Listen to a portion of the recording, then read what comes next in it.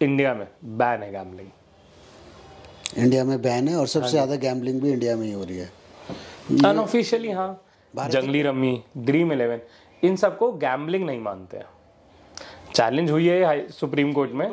जब ग्लैमराइज होती हैं चीज़ें, जब कोई आइकन्स आके आपको बोलते हैं, आपके हीरोज आके बोलते हैं कि भाई साहब मैंने इस प्लेटफॉर्म पे खेला और मैंने इतने करोड़ कमा लिए, या आप इस प्लेटफॉर्म पे और आप इतने लाख कमा जाओगे, तो आप ऑब्वियसली एक थोड़ा सा अट्रैक्ट होते ही हो इन सब की। देखिए, मैं पर्सनली इनको सपोर्ट नहीं करता हूँ, मेरे को ये जुआ ही लगता है। सर आपको करना चाहिए, विराट कोहली कर रहा है तो आप। सर विराट कोहली की अपनी पर्सनल प्रॉब्लम है, वो क्यों कर रहा है, वो उनकी अपनी पर्सनल चॉइस है, उनको पैसा मिलता है शायद सपोर्ट करने का।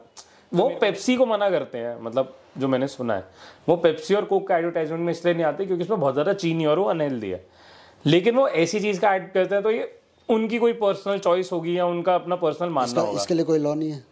इसके लिए सर लॉ, ये ना टेक्निकली जुआ जो है ना, ये अभी काफ़ी वो है, टॉपिक ऑफ डिबेट चल रहा है। लोन अगर आपने किसी बैंक से लिया है तो बैंक आपको लीगली कॉल करके 30-40 बार ये नहीं बोल सकता कि मुझे पैसा दो, लेकिन उनका आपको फ़ोन करके गाली गलौज करना, आपको धमकाना, आपको ये बोलना कि हम तेरे हाथ पैर तोड़ देंगे या उठा लेंगे, वो सब गलत है।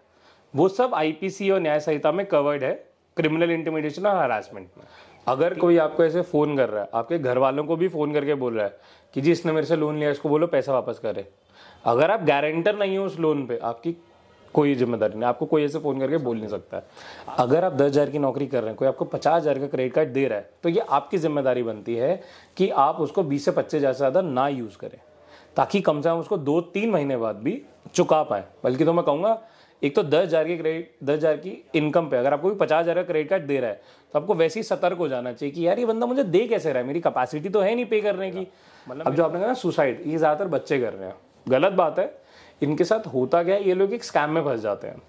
ये लोग ये ऐप से छोटा छोटा लोन उठाते हैं, 5,000 रुपये, ये ना दे देखते हैं इनको किस ब्याज पे मिला, और ये उसके साथ परमिशंस दे देते हैं उनको कॉल करने की अपने रिश्तेदारों को। तो अब जब बदनामी होती है तो ये बेचारे टेंशन में आके कर लेते हैं। अगर आपने से कोई आप ऐप लेते हैं तो आप उसको परमिशन देते हैं बहुत सारी चीज़ों की, जैसे लोकेशन की परमिशन देते हैं, अपनी कॉन्टैक्ट इन्फॉर्मेशन की, कैमरे की। तो इसी में क्या होता है, कई बार हिडन इन्हीं हाइड्स के अंदर ना हाइड करके आपकी फेसबुक की परमिशन ले लेते हैं, इंस्टाग्राम की परमिशन ले लेते हैं, जो कि गलत है साइबर लॉ के हिसाब से, कि भाई मैंने कंप्लेंट कर दी, फिर मेरा एक्शन नहीं हो रहा। आप कंसर्न एसएचओ और डीसीपी को लिखिए, नहीं होता है आप केस फाइल कर दीजिए, और ये बात आप उनको बताइए जो आपको फ़ोन कर रहे हैं कि आप मेरे को इतना हरास कर रहे हो, मैंने आपके खिलाफ कंप्लेंट कर दी है। अगर उसके बाद भी नहीं रुकते हैं तो वो एक सीरियस ऑफेंस बन जाता है, उस केस में एक्शन होगा।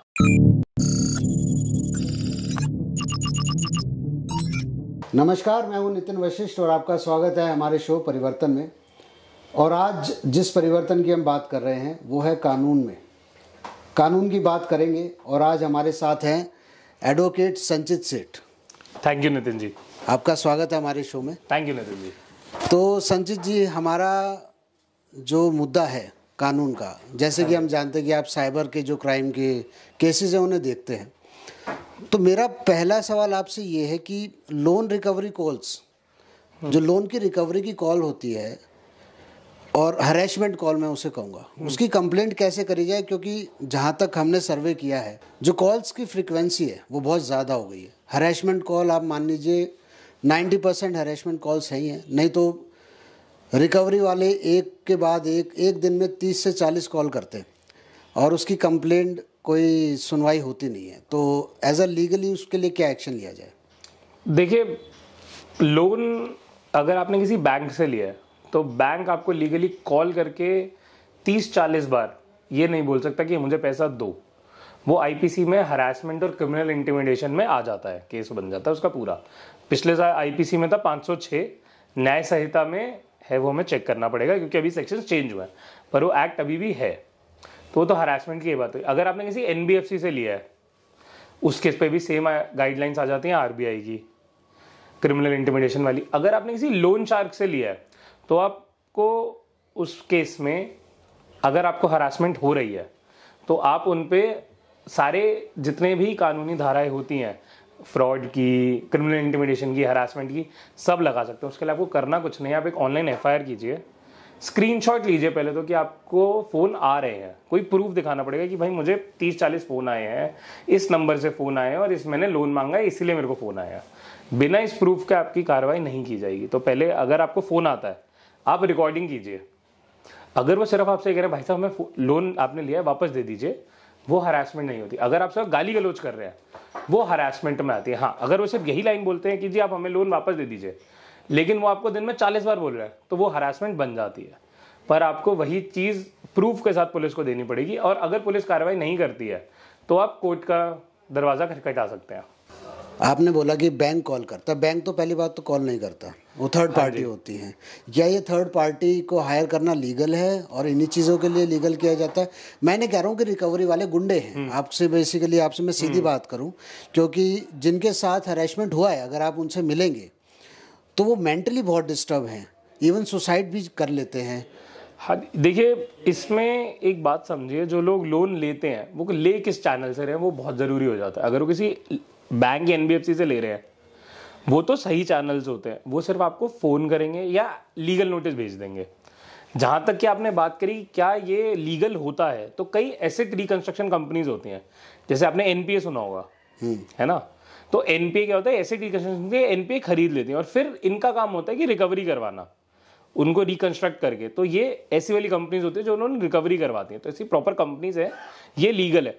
लेकिन उनका आपको फ़ोन करके गाली गलौज करना, आपको धमकाना, आपको ये बोलना कि हम तेरे हाथ पैर तोड़ देंगे या उठा लेंगे, वो सब गलत है। वो सब आईपीसी और न्याय संहिता में कवर्ड है, क्रिमिनल इंटिमिडेशन और हरासमेंट में। ठीक है, अब दूसरी बात आती है, अगर जैसे आपने लोन लिया किसी, मैं कहता हूँ ऐप से, जैसे बहुत सारी ऐप्स हैं, चाइनीज़ ऐप्स होती थी, ये सिंपल करके ऐप है और 3-4 और ऐप्स है, ऐसी बहुत सारी हैं अब तो खैर मार्केट में।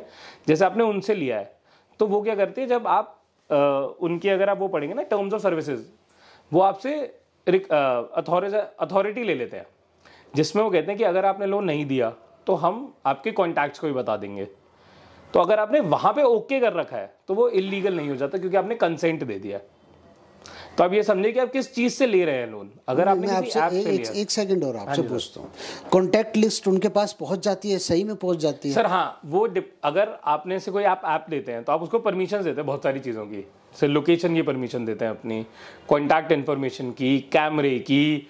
तो इसी में क्या होता है, कई बार हिडन इन्हीं हाइड्स के अंदर ना हाइड करके आपकी फेसबुक की परमिशन ले लेते हैं, इंस्टाग्राम की परमिशन ले लेते हैं, जो कि गलत है साइबर लॉ के हिसाब से। तो ये एंड्रॉयड और iOS सिस्टम में दोनों में होता है, दोनों में कर सकते हैं, दोनों में हो जाता है। ये ऐप है, ऐप को चलाने के लिए परमिशन देते हो। आपने देखो कई ऐप्स होती है, आपने परमिशन नहीं दी, वो ऐप चलेगी ही नहीं। तो आप समझ जाइए कि अगर मैं कहता हूँ मैंने एक ऐप डाली है, लेटेस्ट से मैं ऐप डालता हूँ अपनी, कोई फिटनेस की ऐप है, ठीक है, जो मुझे जिम वर्कआउट्स बताएगी, मैंने ऐप डाली। तो इस ऐप को आइडियली क्या परमिशन लेनी चाहिए, बस एक मेरी ये परमिशन लेनी चाहिए कि वो मुझे नोटिफिकेशन भेज सके, और एक ज़्यादा से ज़्यादा कॉल लॉग्स की परमिशन, कि अगर चल रहा हो मेरा वर्कआउट, मतलब मैं प्लान देख रहा हूँ, तो कोई कॉल आ सके। इससे ज़्यादा उसको कोई परमिशन नहीं लेनी चाहिए। अब उसको कैमरे की परमिशन क्यों चाहिए? चलिए मान लिया उसको कैमरे की चाहिए कि उसको वीडियो रिकॉर्ड करके आपको ठीक करना, लेकिन उसको आपकी गैलरी की परमिशन तो नहीं लेनी चाहिए, ना उसको आपकी लोकेशन की परमिशन लेनी चाहिए।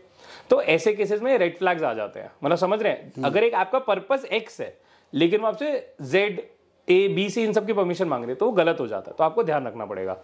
अब जो आपने कहा ना सुसाइड, ये ज़्यादातर बच्चे कर रहे हैं या वो लोग कर रहे हैं जो लोअर मिडिल इनकम ग्रुप के, गलत बात है। इनके साथ होता क्या है, ये लोग एक स्कैम में फंस जाते हैं। ये लोग ये ऐप से छोटा छोटा लोन उठाते हैं, 5,000 रुपये, ये ना दे देखते हैं इनको किस ब्याज पे मिला, और ये उसके साथ परमिशंस दे देते हैं उनको कॉल करने की अपने रिश्तेदारों को। तो अब जब बदनामी होती है तो ये बेचारे टेंशन में आके कर लेते हैं। हाँ, ऐप्स कई गलत काम भी करती हैं, जैसे फोटो मॉर्फ कर देती हैं, जो कि आईटी एक्ट में बिल्कुल सख्त मना किया गया है, सेक्शन 66 में आप देखा जाए तो वो गलत है।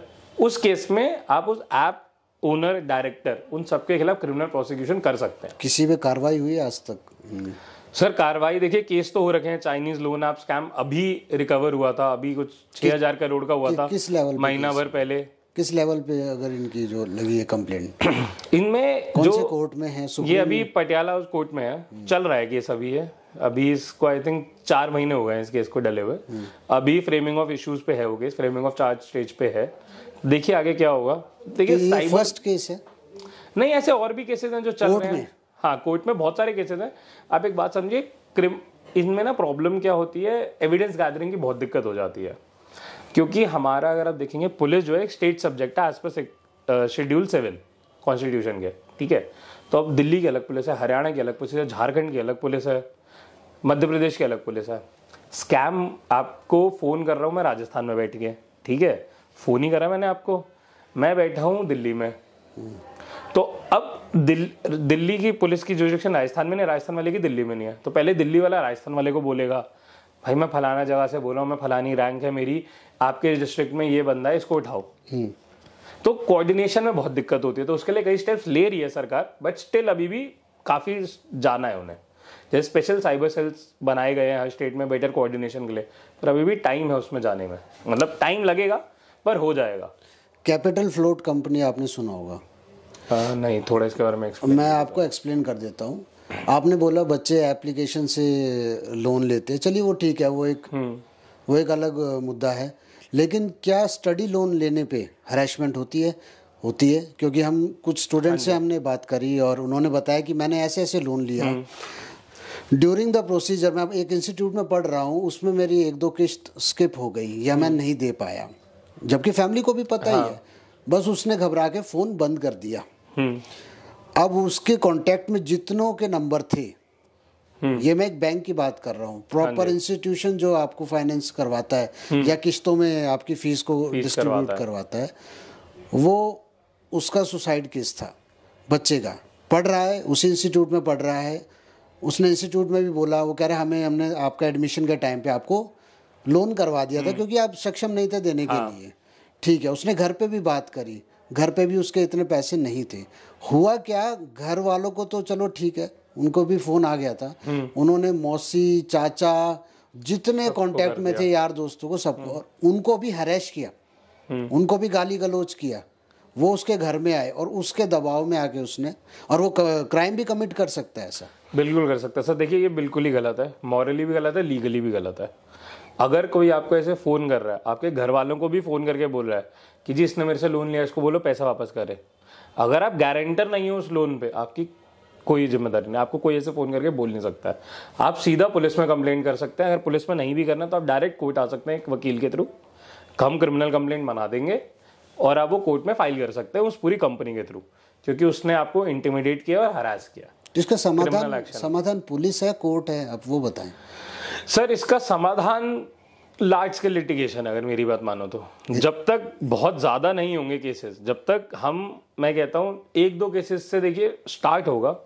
अगर बहुत सारे लोग सेम टाइप के केसेस करेंगे तो एक स्पेशल लॉ बन सकता है कि ऐसी चीज़ें नहीं करनी है, या ऐसी चीज़ें हो रही हैं तो आरबीआई इस पे कोई गाइडलाइन निकाल देगा। तो ये किसके आधार पे होगा? कंप्लेंट्स के आधार पे होगा? कंप्लेंट्स के आधार पर, कोर्ट में जो कंप्लेंट्स पहुंच रही है उसके आधार पर। एक तो पुलिस के पास पुलिस के पास देखिए, अगर कोई कंप्लेंट पुलिस के पास जाती है तो 2 ही चीज़ होती है, तो कंप्लेंट बंद हो जाती है सेटलमेंट के थ्रू, या कोर्ट जाती है। तो कंप्लेंट तो पुलिस के पास ही होगी। उसके बाद वो जब बहुत लार्ज स्केल पे हो जाएगा, जब पुलिस वालों को सिर्फ यही डील करना पड़ेगा, तो अपने आप बाकी सारी अथॉरिटीज लॉ मेकिंग इन्वॉल्व हो जाएगी। किसी को हरेश किया गया बच्चे को, उसने पुलिस में कंप्लेंट किया, वहाँ से एक आईओ अपॉइंट होता है, आईओ अपॉइंट नहीं होता, एक फ़ोन पे बात करता है, आप मुझे नंबर दो मैं बात करता हूँ। हाँ जी, चलिए वहाँ से उसने उसको फ़ोन किया और वो फिर आप उसी बच्चे को वापस करते हैं, यार भर दो ना किस्त, पैसे लिए हैं तो। हाँ, वो भी कहता है, जब पुलिस वाले ही कह रहे हो उनको बोलो यार कुछ टाइम दे दें। ये हो गई बात खत्म, ना ही केस रजिस्टर हुआ, ना कोई कंप्लेंट लिखी गई। हाँ, ये इसमें देखिए थोड़ी सी मैं कहूँगा प्रोसीजरल इश्यूज हैं, ये थोड़ा सा लैकेसेटिकल एटीट्यूड होता है, बट कोई नहीं, इसका बाईपास होता है कि आप ऑनलाइन एफआईआर कीजिए। अब ऑलमोस्ट हर स्टेट में इंडिया के ऑनलाइन एफआईआर का प्रोविजन है। अगर आपको लगता है पुलिस वाला आपकी कंप्लेंट नहीं लिख रहा है, आप ऑनलाइन एफआईआर कीजिए, ऑनलाइन एफआईआर पे एक्शन होगा। उसकी ड्यूरेशन क्या है सर? किसी भी एफआईआर का आईओ अपॉइंट होगा उसके लिए भी? हाँ, उसके लिए भी एक आईओ अपॉइंट होने में 1 से 1.5 महीना लग जाता है। हाँ, तो उस केस में नहीं, अगर ऐसा होना तो नहीं चाहिए, क्योंकि किसी भी एफआईआर को इन्वेस्टिगेट करके 90 डेज का टाइम होता है। वो 90 डेज से मेरे ख्याल से 1.5 महीने तक तो कुछ नहीं होता है। बिल्कुल जब 90 डेज पूरे हो तो वो दोबारा कॉल करता है ये जानने के लिए कि भाई ये अभी भी कंप्लेंट है कि नहीं है। थोड़ा बहुत तो मैं वही कह रहा हूँ, ग्रे एरियाज हैं ये। अब इसको हम कम तो नहीं कर सकते हैं, नए लॉ में भी कम नहीं हुए हैं ये, क्योंकि आपको ये समझना पड़ेगा कि एक पुलिस वाले के पास आपके अलावा और भी बहुत सारे केसेस होते हैं, थोड़ा उनके पर्सपेक्टिव से भी सोचना पड़ेगा, उनको भी टाइम देना पड़ेगा। अगर हम इसको 10 या 20 दिन कर दें, पुलिस वाले काम ही नहीं कर पाएगा, क्योंकि हर चीज़ के लिए हर चीज़ अर्जेंट होती है। हाँ, पर अगर जैसे आपने कंप्लेंट कर दी है पुलिस में, आप वो FIR, जो बंदा आपको फ़ोन करेगा, भाई साहब मैंने आपके खिलाफ FIR कर दी, मुझे दोबारा मत फ़ोन करो, अगर आप ऐसा बोल देते हैं उसे, तो हो सकता है 90% केसेस में वो रुक जाएंगे। जो 10% बचते हैं फिर भी आपको फ़ोन करते हैं, तो आप सेम कंप्लेंट, सेम FIR उसको बताने के बाद कंसर्न DCP को लिख दीजिए, वो जल्दी काम करवा देंगे इसमें। मैं जुडिशरी की भी प्रॉब्लम समझ सकता हूँ, पुलिस की भी प्रॉब्लम समझ सकता हूँ। पुलिस भी कम है, जुडिशरी पे केसेस भी बहुत ज़्यादा हैं, क्या क्या सॉल्व करे, कितना सॉल्व करे, ड्यूरेशन टाइम लगना ही लगना है। पर मैं जो पॉइंट ऑफ व्यू रख रहा हूँ इंडियन यूथ का रख रहा हूँ, जो बच्चे को मैं सुसाइड करने के लिए उसको 24 घंटे से ज़्यादा का प्रेशर वो झेल नहीं पाएगा, उसके ऊपर वो सुसाइड करेगा, क्राइम कमिट करेगा, उसको जल्द से जल्द एक्शन चाहिए, सॉल्यूशन चाहिए, कम से कम हरेसमेंट बंद हो। मैं कितने बच्चों को ऐसे ही मरते अगर हम छोड़ना चाहें, अगर इस ड्यूरेशन पे अगर आईओ मान लीजिए 20 दिन बाद भी अपॉइंट हो रहा है, क्या 20 दिन तक वो मेंटली हरेस नहीं हो रहा, और कितनी देर झेल पाएगा? उसी का तो आपको बताया ना, अगर आपको लग रहा है कि भाई मैंने कंप्लेंट कर दी फिर मेरा एक्शन नहीं हो रहा है, आप कंसर्न SHO और DCP को लिखिए, नहीं होता है आप केस फाइल कर दीजिए, और ये बात आप उनको बताइए जो आपको फ़ोन कर रहे हैं कि आप मेरे को इतना हरास कर रहे हो, मैंने आपके खिलाफ कंप्लेंट कर दी है। अगर उसके बाद भी नहीं रुकते हैं तो वो एक सीरियस ऑफेंस बन जाता है, उस केस में एक्शन होगा। देखिए, थोड़े स्टेप्स आपको लेने पड़ेंगे, और आपको इतना मेंटली स्ट्रांग तो होना पड़ेगा कि अगर आप नहीं दे पा रहे हो लोन की किस्त, मतलब ऑब्वियसली आपको कोई जेन्युइन रीजन नहीं होगा, आप नहीं दे पा रहे हो, तो आप इतना तो मानिए कि आपने किसी कर्जा उठाया तो आपको 4 गाली तो वो बंदा देगा अपने पैसे लेने के लिए। इतना मेंटल स्ट्रेंथ रखिए कि भाई मैं 4-6 दिन 10 दिन थोड़ा सा सह सकूं, ताकि तभी सोल्यूशन आएगा। देखिए, सोशल मीडिया नहीं है कि स्कैन करो और काम हो गया, रियल लाइफ है, टाइम थोड़ा बहुत लगता है हर चीज़ को होने में। चलिए ठीक है सर, आपने बोला कि भाई 4 गाली सुनने के लिए भी आप तैयार रहे। हाँ, चलो उसमें तो वो बच्चे तैयार रहे या वो लोग तैयार रहे जिन्होंने पूरी जिम्मेदारी के साथ इस कदम को उठाया, जिन्हें पता था। बात यह है कि आज कॉलेज के बाद, एजुकेशन के बाद जब हम जॉब करने जाते हैं, MBA किया, MCA किया, वट जो भी आपने डिग्री हाँ, की, कोई भी डिग्री, कंपनी घुसते ही क्या पकड़ा देती है आपके हाथ में? सैलरी से पहले क्रेडिट कार्ड। क्रेडिट कार्ड आपको हैंड ओवर करते हैं। एक मिडिल क्लास फैमिली वाला जॉब कर रहा है, एक 10,000 की नौकरी करने वाला भी, उसको भी क्रेडिट कार्ड पकड़ा देते हैं। आप कुछ नहीं कर रहे तो भी पकड़ा देंगे, बैंक से कॉल आएगा, कहेंगे फ्री है, आप ले लीजिए बस। आप क्रेडिट में बच्चों को फंसाते हैं, कंपनीज फंसाती हैं, उनके साथ कमीशन होता है। क्रेडिट आपके पास है, आपकी लिमिट है 50,000, तनख्वाह आपकी 10,000 रुपये है, और आपके खर्चे तो निकल ही आते हैं। अब जहाँ पे वहाँ बच्चा बाध्य हो जाता है वहीं पे नौकरी करने के लिए, कि अब उसे वहाँ नौकरी करनी पड़ेगी। कंपनी का ये रहता है कि इसने एक बार लोन लिया, एक गाड़ी उठाई, एक बाइक उठाई, कम से कम इसकी किस्तें पूरी करने के लिए अभी यहाँ पे नौकरी करेगा। उनका ये लालच, बैंक का ये लालच, मेरा एक क्रेडिट कार्ड चला गया, आज नहीं तो कल ये कुछ ना कुछ फाइनेंस कराएगा ही कराएगा। थर्ड, वो बैठे हैं हरेसमेंट वाले, रिकवरी वाले, वो उनको हरेस करते हैं जी। उसको, बच्चे को ये भी नहीं पता कि यार अगर किस्त 2 दिन लेट हुई तो उस जो मेरा ब्याज है उसके ऊपर भी कंपाउंड इंटरेस्ट लगेगा। हाँ, वो बढ़ता चला जाएगा, और वो इतने बड़े ट्रैप में घुस जाता है। उस ट्रैप से निकलने के लिए वो दूसरा लोन लेता है, बिल्कुल, एक लोन को पूरा करने के लिए। ये तो काफ़ी, तो कंसर्न ये है कि हमारी इंडियन एजुकेशन में सबसे पहले तो हम ये नहीं बता पा रहे कि भाई कानून क्या है, कैसे लेना चाहिए। अब जब बंदा जॉब कर रहा है तो बहुत रिस्पॉन्सिबल होना चाहिए, आप उसको ट्रैप में नहीं डाल सकते, वो घर चलाएगा कि लोन भरे। क्राइम हम वहाँ से शुरू कर रहे हैं, आप पे बर्डन होगा जब भी तो आप क्राइम करोगे। सर बात आपकी ठीक है। देखिए, होता क्या है, अगर मैं जॉब में हूँ, ठीक है, तो एक तो आपको, मैं मानता हूँ इंडियन एजुकेशन सिस्टम इस चीज़ में फॉल शॉर्ट करता है, पर अब चेंज हो रहा है। जब से नई एजुकेशन पॉलिसी आई है उसमें काफ़ी चीज़ें चेंज हुई हैं। जैसे वो आपको लीगल प्रिंसिपल्स पढ़ाते हैं, फाइनेंशियल डिसिप्लिन भी पढ़ाना स्टार्ट कर दिया है। तो हाँ, जो उससे पहले निकले हैं उनको एफर्ट ज़्यादा लेना पड़ेगा, पर यूट्यूब पे हर जगह बहुत कंटेंट है। थोड़ी सी एक चीज़ होती है फाइनेंशियल डिसिप्लिन, इसको समझें। अगर आप 10,000 की नौकरी कर रहे हैं, कोई आपको 50,000 का क्रेडिट कार्ड दे रहा है, तो ये आपकी जिम्मेदारी बनती है कि आप उसको 20 से 25,000 से ज़्यादा ना यूज़ करें, ताकि कम से कम उसको 2-3 महीने बाद भी चुका पाए। बल्कि तो मैं कहूँगा एक तो 10,000 की इनकम पे अगर आपको 50,000 का क्रेडिट कार्ड दे रहा है तो आपको वैसे ही सतर्क हो जाना चाहिए कि यार ये बंदा मुझे दे कैसे रहा है, मेरी कैपेसिटी तो है नहीं पे करने की।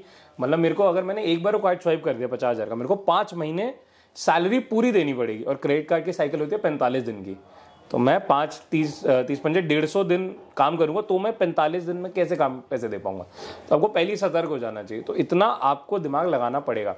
दूसरी बात जो आपने करी कंपाउंड इंटरेस्ट की, देखिए एक बात जान लीजिए, कोई भी आपको फोर्स नहीं कर सकता है, कंपनी हो या कोई हो, कोई डॉक्यूमेंट साइन करने दे। अगर आपको क्रेडिट कार्ड दे रहे हैं या कुछ भी दे रहे हैं, कंपनी में आप जा रहे हैं साइनिंग, आप वो एक एक चीज़ पढ़िए। मैं कहता हूँ एक डॉक्यूमेंट पढ़िए, उनको बोलो भाई मुझे एक दिन चाहिए, मैं पढ़ूंगा तभी साइन करूंगा, नहीं तो नहीं करता। अगर वो आपको बोलते हैं मत करो, चले जाओ, लेकिन अब आपने पढ़ लिया, समझ लिया, फिर आप साइन कर रहे हैं, तो आपको ये वाली दिक्कतें नहीं आएंगी, कंपाउंड इंटरेस्ट लग रहे हैं, क्योंकि आपको पता होगा, आप अवेयर होंगे। कुछ आपको थोड़ा बहुत सेल्फ अवेयर होना पड़ेगा, हर चीज़ कानून नहीं कर सकती है। कानून बनता है, कंपनीज उनको फॉलो करती हैं, लेकिन आपको अवेयर होना पड़ेगा, क्योंकि कानून बहुत अच्छी कहावत होती है, ignorance of law is no excuse. आपको पता करना पड़ेगा, और उसके लिए बहुत सारे एड्स भी चलते हैं, अखबार भी चलते हैं। हाँ, यूथ थोड़ा सा अनअवेयर है, मैं मानता हूँ, एजुकेशन सिस्टम में लैग है, पर वो धीरे धीरे ठीक होगा। जहाँ तक आपकी दूसरी बात की, बच्चे क्राइम करते हैं जब लोन्स आ जाते हैं, एक लोन को चुकाने के लिए दूसरा लोन लेते हैं। तो आप एक बात समझ लीजिए, अगर आपने लोन लिया है, आप पे कोई क्रिमिनल केस नहीं होगा। अगर आपको कोई हरास करता है तो आप क्रिमिनल केस कर सकते हो, लेकिन अगर आपने लोन लिया है, आप पे कोई क्रिमिनल केस नहीं होगा, आप पे एक सिविल सूट डलेगा रिकवरी का, इससे ज़्यादा कुछ नहीं होगा। हाँ, तो इसी का तो फायदा उठाते, इसलिए तो रिकवरी वाले रखते हैं, उन्हें पता है कि हम इतनी इतनी बातों पे कोर्ट में नहीं जा सकते। हाँ, तो ये आप, लेकिन आप उन रिकवरी वालों पे क्रिमिनल केस कर सकते हैं ना, आपके पास राइट है ये, आप ये बात जानिए। किस पे करें? वो बैंक कहता है हम बैंक से नहीं बात कर रहे, थर्ड पार्टी। आप उस थर्ड पार्टी पे फोन कीजिए ना, थर्ड पार्टी का नाम लीजिए आप सीधा, कि भाई साहब ये मुझे फोन करके कह रहे हैं कि मैं फलाने बैंक का एम्प्लॉय हूँ, पैसे दो नहीं तो मैं हड्डियां तोड़ दूंगा। आप केस कर सकते हैं वाला। अगर कोई आपको धमकाता है फोन पे पब्लिकली, आपके घर के बाहर आके करता है, तो आप उस पे काफ़ी सारे क्रिमिनल केसेस कर सकते हैं। एक वकील से बात कीजिए, वो आपको गाइड कर देंगे। मेरा एक सवाल है, अवेयरनेस उसी को होती है जिसके साथ ही हो रहा होता है। बात है कि इस अवेयरनेस को हम क्रेडिट कार्ड देने से पहले क्यों नहीं देते, एक लोन देने से पहले क्यों नहीं देते? एक सेकंड मैं बता देता हूँ आपको। आप एक एडवोकेट हैं, आपने पूरी वकालत पढ़ी है, हाँ जी। तब आपको वकालत पता है ना भाई, इस सेक्शन में, इस धारा में ये होता है, आपको कानून पता है। ये अगर मेरा ये मानना है कि आपको स्कूल में, इवन स्कूल से ही काउंसलिंग देनी चाहिए, स्कूल्स को इनिशिएट लेना चाहिए कि भाई एक एडवोकेट को बुलाएं और बताएं कि आगे आप कॉलेज में जा रहे हैं, कॉलेज के बाद आप जॉब करने जा रहे हैं, इन चीज़ों से ये चीज़ देखिए, क्रेडिट कार्ड बुरा नहीं है, क्रेडिट कार्ड का यूजेज गलत है। नहीं, यूजेज भी सही है। देखिए दोनों चीज़ें सही है, सिस्टम अपनी जगह सही है। जो आपने बोला बच्चों को सिखा के, तो कह रहे हो नई एजुकेशन पॉलिसी में सब सिखा रहे हैं। अगर आप नई एजुकेशन पॉलिसी देखोगे तो रियलाइज कि ये सब बताया जा रहा है। ये गैप था जो लोगों को रियलाइज हुआ, अब नई एजुकेशन पॉलिसी जब आई है 2021 में इम्प्लीमेंट हो रही है, उसमें सब बताया जा रहा है।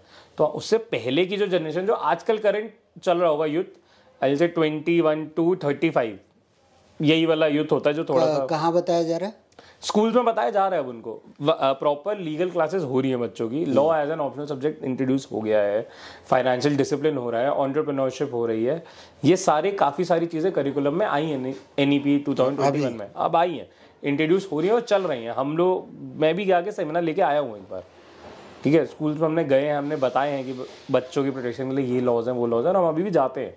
तो ये हो रहा है, पर हाँ अगेन ये सब टाइम टेकिंग प्रोसेस है। अब ये जो अगली जनरेशन आएगी उनको पता होगा, जो जनरेशन बैठी है आई से 21 to 35, मैंने ये ब्रैकेट क्यों चुना है? देखिए 21 से 35 भी नहीं, 30 तक लूंगा मैं, ये 9-10 साल के जो बच्चे हैं, क्योंकि 30 तक आप लोग गिर पड़ के सीख चुके होते हो, इसलिए से 30 के बाद लोगों को पता होता है।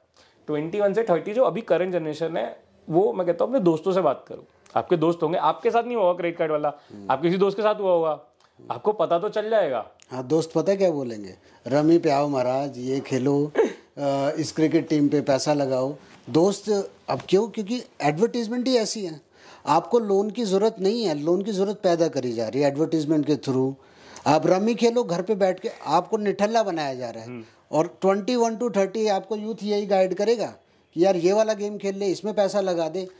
नहीं, मैं उनसे गाइडेंस नहीं मांगने को कह रहा था आपसे, मैं आपको ये कह रहा था, आप उनसे बात करो कि भाई मेरे साथ ऐसा कुछ हो रहा है क्या, तेरे साथ कभी ऐसा, मतलब एक्सपीरियंस शेयर करो। पर्सनल बॉन्डिंग करो। अच्छा, दूसरी जो आपने बात करी है रम्मी और इन सब की, देखिए मैं पर्सनली इनको सपोर्ट नहीं करता हूँ, मेरे को ये जुआ ही लगते हैं। सर आपको करना चाहिए, विराट कोहली कर रहा है तो आप। सर विराट कोहली की अपनी पर्सनल प्रॉब्लम है, वो क्यों कर रहा है, वो उनकी अपनी पर्सनल चॉइस है, उनको पैसा मिलता है शायद सपोर्ट करने का, मतलब मेरे को खैर मिलेगा तब भी मैं नहीं करूंगा। हाँ, एडवर्टाइजमेंट का जो भी है वो, यार देखिए हर किसी की अपनी पर्सनल चॉइस है, अभिव्यक्ति की आज़ादी है इस देश में, वो उसको एक्सरसाइज कर रहे हैं। आज़ादी एक रिस्पॉन्सिबिलिटी तो है, रिस्पॉन्सिबिलिटी के साथ आती है। यूथ आइकॉन है। हाँ, यूथ आइकॉन है, उनको नहीं करना चाहिए। वो जुआ खेलने के लिए बोल रहा है। हाँ भाई, अब देखिए वो पेप्सी को मना करते हैं, मतलब जो मैंने सुना है वो पेप्सी और कोक का एडवर्टाइजमेंट में इसलिए नहीं आते क्योंकि इसमें बहुत ज़्यादा चीनी और वो अनहेल्दी है, लेकिन वो ऐसी चीज़ का ऐड करते हैं तो ये उनकी कोई पर्सनल चॉइस होगी या उनका अपना पर्सनल मानना होगा। इसके लिए कोई लॉ नहीं है। इसके लिए सर लॉ, ये ना टेक्निकली जुआ जो है ना, ये अभी काफ़ी वो है, टॉपिक ऑफ डिबेट चल रहा है, इस पर भी कोई सेटल्ड प्रिंसिपल आया नहीं है। कैसे आएगा, कोई PIL दिल्ली हो? इसमें केस चल रहा है, बॉम्बे हाई कोर्ट में केस चल रहा है अभी, तो 2014 में डला था वो, सो अभी पेंडिंग सी पे है, मोस्ट प्रोबेबली 25 तक उसका जजमेंट आ जाना चाहिए, तो हमें समझ में आएगा कि क्या है क्या नहीं है। इससे पहले जो अभी जो क्लियर लॉ था वो था उनको दो हिस्सों में डिवाइड किया गया था। एक टाइप की था जो that are basically pure on luck, जैसे मैं कहता हूँ रशियन रूले हो गया, पत्ते पे पत्ता हो गया, प्योर लक बेस्ड गेम, तो इन सबको तो बैन कर दिया गया था। एक होते हैं जिनमें थोड़ा सा आपका दिमाग लगता है, एनालिटिकल स्किल्स लगते हैं, जैसे पोकर या रम्मी जिसको ये लोग कहते हैं। तो अब कौन से गेम किस में आ रहे हैं क्या नहीं आ रहे हैं, ये ना कुछ चीज़ें तो डायरेक्ट ब्लैंकेट बैन में चली गई थी, कुछ चीज़ें ग्रे में रह गई थी, और कुछ चीज़ें मतलब उन्होंने काफ़ी कह दिया था हाँ ये सही है, इनको कर सकते हो, इनमें दिमाग लगता है। बॉम्बे हाईकोर्ट की एक जजमेंट आई थी Gurpreet Singh versus union of India, जिसके हिसाब से ये है कि जो फैंटेसी गेमिंग है, जंगली रम्मी, ड्रीम 11, इन सबको गैम्बलिंग नहीं मानते हैं। चैलेंज हुई है सुप्रीम कोर्ट में, उसकी क्या रीजनिंग है वो नहीं मानते हैं। उसका देखिए इन्होंने ना एक बाईपास निकाल रखा है, गैम्बलिंग होती है जुआ, इसके लिए एक पब्लिक गैम्बलिंग एक्ट है इंडिया में, 1897 का एक्ट, से जुआ बैन होता है। इसलिए आपने देखा होगा कसिनो जो है लैंड पे ना चल के वाटर में चलते हैं, गोवा में भी। अच्छा, आपने देखा है गोवा में जितने कसिनो सारे शिप में क्यों चलते हैं, पब्लिक गैम्बलिंग एक्ट की वजह से। तो इस चक्कर में फैंटेसी गेमिंग वाले अब करते क्या है, फैंटेसी गेमिंग वाले क्या करते हैं, आपसे एक अमाउंट लेंगे एज एंट्री प्राइस, ठीक है, और इसमें कोई लक इन्वॉल्व नहीं होता। आप लोग अपनी टीम बनाते हैं और वो जो टीम होता है, जो आपने अपनी टीम बनाई है, उसका result is independent of the real game. जो आपने टीम बनाई उसका रिजल्ट जो आएगा it is irrespective of actual result क्या आएगा, ठीक है। ठीक है, तो इसीलिए उन्होंने कहा था कि ये गैम्बलिंग नहीं है, ये बॉम्बे हाईकोर्ट ने बोला है। अब हाँ, ये एड्स की जहां तक बात है तो 2023 में PIL डली हुई है, बॉम्बे हाईकोर्ट में डली हुई है, एक एक्टिविस्ट ने डाल रखी है कि ये जो इतना ओपनली एड चला रहे हैं तो ये कहीं ना कहीं गैम्बलिंग को थोड़ा सपोर्ट कर रहे हैं। तो अब इसमें क्या डिटेल आएगी, रिजल्ट आएगा, वो भी हम वेट करेंगे। देखिए मैं आपसे कह रहा हूँ कि कानून अपनी जगह है और कानून को तोड़ने वाले उनसे ऊपर चल रहे हैं। हाँ जी, ठीक है। आपने अभी एक लैंड पे बताया, भाई हम लैंड पे कोई जुआ खिला रहे हैं, हम पानी पे खिला रहे हैं, चलिए वो अलग मैटर हो गया। वहाँ पे एक कहते हैं कि कुछ लोग ही जा पाते हैं। अब ये डिजिटली आ रहा है। डिजिटली आपको नहीं पता कि फ़ोन में कौन इसको ऑपरेट कर रहा है, कौन अपने फादर की ईमेल आईडी से उसमें लॉगिन है। अब वहाँ पे आप एज क्राइटेरिया लगा ले, कुछ लगा लीजिए। मेरा मेन मुद्दा ये कि इतनी बड़ी ब्रांड एंडोर्समेंट करना, एक सेलिब्रिटी के साथ एडवर्टीजमेंट करना, अगर कंपनी इतना पैसा लगा रही है तो वो अच्छे से जानती है कि उन्हें कानून को कहाँ तोड़ना मरोड़ना है। टर्म एंड कंडीशन वो भी बना के बैठे हैं। क्या उस पर किसी का ध्यान जा रहा है? क्या उस पर कोई PIL लगी है? हाँ जी, उसी पे तो मैं बताया ना, PIL लगी हुई है बॉम्बे हाई कोर्ट में, टर्म एंड कंडीशन। हाँ, उसी पे लगी है कि इतने ओपनली एडवर्टाइजमेंट कैसे हो रहा है और ये लोग कैसे इतना एक्सेस कर पा रहे हैं डिटेल, जबकि हमने ये अपना Maharashtra prevention of gambling act है जिसके अंदर आप एडवर्टाइज भी नहीं कर सकते हैं। तो उन्होंने उस एक्ट के अंदर PIL लगाई है कि कैसे हो रहा है। वी हैव टू वेट कि क्या डिसीजन आता है महाराष्ट्र का। सुप्रीम कोर्ट में अगर कोई केस है तो I am not aware of that, we will have to check. पर अभी महाराष्ट्र की तो है और ये अभी रिसेंट में ही लगी है, 2022 एंड या 23 मिड ऐसे ही लगी है। देखिए अब 2024 है, गेमिंग अपने बूम पे है। बिल्कुल, लोग 4-4 लाख का 5-5 लाख का PC ले रहे हैं, प्ले स्टेशन घर पे ले रहे हैं। प्ले स्टेशन और गेम्स शुरू से थे इंडिया में। अभी पैसा कब से इन्वॉल्व हुआ, इसकी इन्वॉल्वमेंट एक टर्म एंड कंडीशन वो अलग हो गई। आप इसमें मनी पैसा लगाने का आप क्या बोलते हैं इसको, गेटवे कैसे लगा सकते कि आप पैसा लगाएं और दूसरे से कॉम्पीट करें? देखिए, ये एक तो एक्सबॉक्स और ये सब जो होता है, फैंटेसी गेमिंग अलग चीज़ होती है, नॉर्मल गेमिंग अलग चीज़ होती है। नॉर्मल गेमिंग जो कंप्यूटर गेमिंग्स होती हैं, ये सब होता है, तो ई स्पोर्ट्स अब ओलंपिक्स भी रिकॉग्नाइज कर रहा है कि भाई नॉर्मल अगर आप गेम खेल रहे हो तो एक ई स्पोर्ट है वो, उसमें आपका सारे इंद्रियां यूज हो रही हैं, तो वो तो रिकॉग्नाइज हो रहा है। जहां तक कि आपकी बात है, जो जुए वाले गेम है, लक बेस्ड गेम है, फैंटेसी गेम जिनको हम कहते हैं, उनके केस में मैंने आपको बताया कि केस चल रहा है। और ये इंक्रीमेंट यूथ में गेमिंग का बढ़ा भी इसी वजह से है। हाँ जी, देखिए वो तो जब ग्लैमराइज होती हैं चीज़ें, जब कोई आइकन्स आके आपको बोलते हैं, आपके हीरोज आके बोलते हैं कि भाई साहब मैंने इस प्लेटफॉर्म पे खेला और मैंने इतने करोड़ कमा लिए, या आप इस प्लेटफॉर्म पे और आप इतने लाख कमा जाओगे, तो आप ऑब्वियसली एक थोड़ा सा अट्रैक्ट होते ही हो। क्योंकि इन द एंड आप चीज़ें कब करते हो, जब आपका एक यूथ आइकन या आपका कोई आइकन आके बोलता है। कई चीज़ें हम भी इसलिए ही करते हैं कि वो सर ने करी है, अच्छी होगी, कर लेते हैं, तो ये होता है। तो इसमें आपको अपना भी थोड़ा डिस्क्रिप्शन लगाना पड़ेगा, पेरेंट्स को ध्यान देना पड़ेगा कि बच्चे फैंटेसी गेमिंग में जा तो नहीं रहे हैं। गोवा में गैम्बलिंग इसलिए अलाउड है क्योंकि जो पब्लिक गैम्बलिंग एक्ट है उसको अमेंड किया गया था ड्यूरिंग द 90s, ये हमेशा ध्यान रखिएगा। पर बाकी किसी जगह अलाउड नहीं है, इसलिए गोवा को एक्सक्लूड कर दिया गया था from the public gambling act. लेकिन बाकी सारी इंडिया में बैन है गैम्बलिंग। इंडिया में बैन है और सबसे ज़्यादा गैम्बलिंग भी इंडिया में ही हो रही है अनऑफिशियली। हाँ, भारत एक डेवलपिंग कंट्री है। जी जी, हम अभी डेवलप हो रहे हैं। हाँ जी। हम डेवलप कैसे हो सकते हैं? क्या गैम्बलिंग करके, इससे रेवेन्यू बढ़ा के, या इंडियन यूथ को प्रॉपर एजुकेशन देके, उनको हाथों की स्किल देके कि भाई कमाओ और मेहनत करके कमाओ, स्किल सीखो तो कमाओ, या इस इजी मनी की तरफ हम झुका के नहीं, मतलब मेरे को ये लगता है कि क्योंकि अभी आपने जैसे आपने पब्लिक गैम्बलिंग एक्ट में गैम्बलिंग बैन कर रखी है, लेकिन फैंटेसी गेमिंग आ गई जो कि एक बाईपास कर गई गैम्बलिंग एक्ट को। दो ऑनरेबल कोर्ट ने कह दिया है कि वो गैम्बलिंग नहीं है, because it does not involve the outcome of the game. Fantasy में गेम का आउटकम है इररिलेवेंट है आपके जीतने और हारने से। आपको लगता नहीं है ज़रूरत है ही नहीं इन चीज़ों की? सर देखिए, ज़रूरत तो आइडियल सोसाइटी में नहीं है, नीड पैदा करी जा रही है। नीड कहीं ना कहीं वो तो मेरे को लगता है सोशल मीडिया पैदा करता है। आप अपने आप पीयर प्रेशर में पैदा करते हैं वो नीड। कर रहे हैं ना हम, आप खुद ही कर रहे हो। और टारगेट ऑडियंस क्या है? यूथ। हर जगह जो इंडिया में unemployed यूथ ही तो है, अनएम्प्लॉयड यूथ ही है हर जगह। अनएम्प्लॉयड माने, अनएजुकेटेड माने उनको। अब आप पढ़े लिखे समझदार है तब तो आप चुनाव कर सकते हैं कि मेरे लिए क्या सही है क्या नहीं, मेरे परिवार के लिए।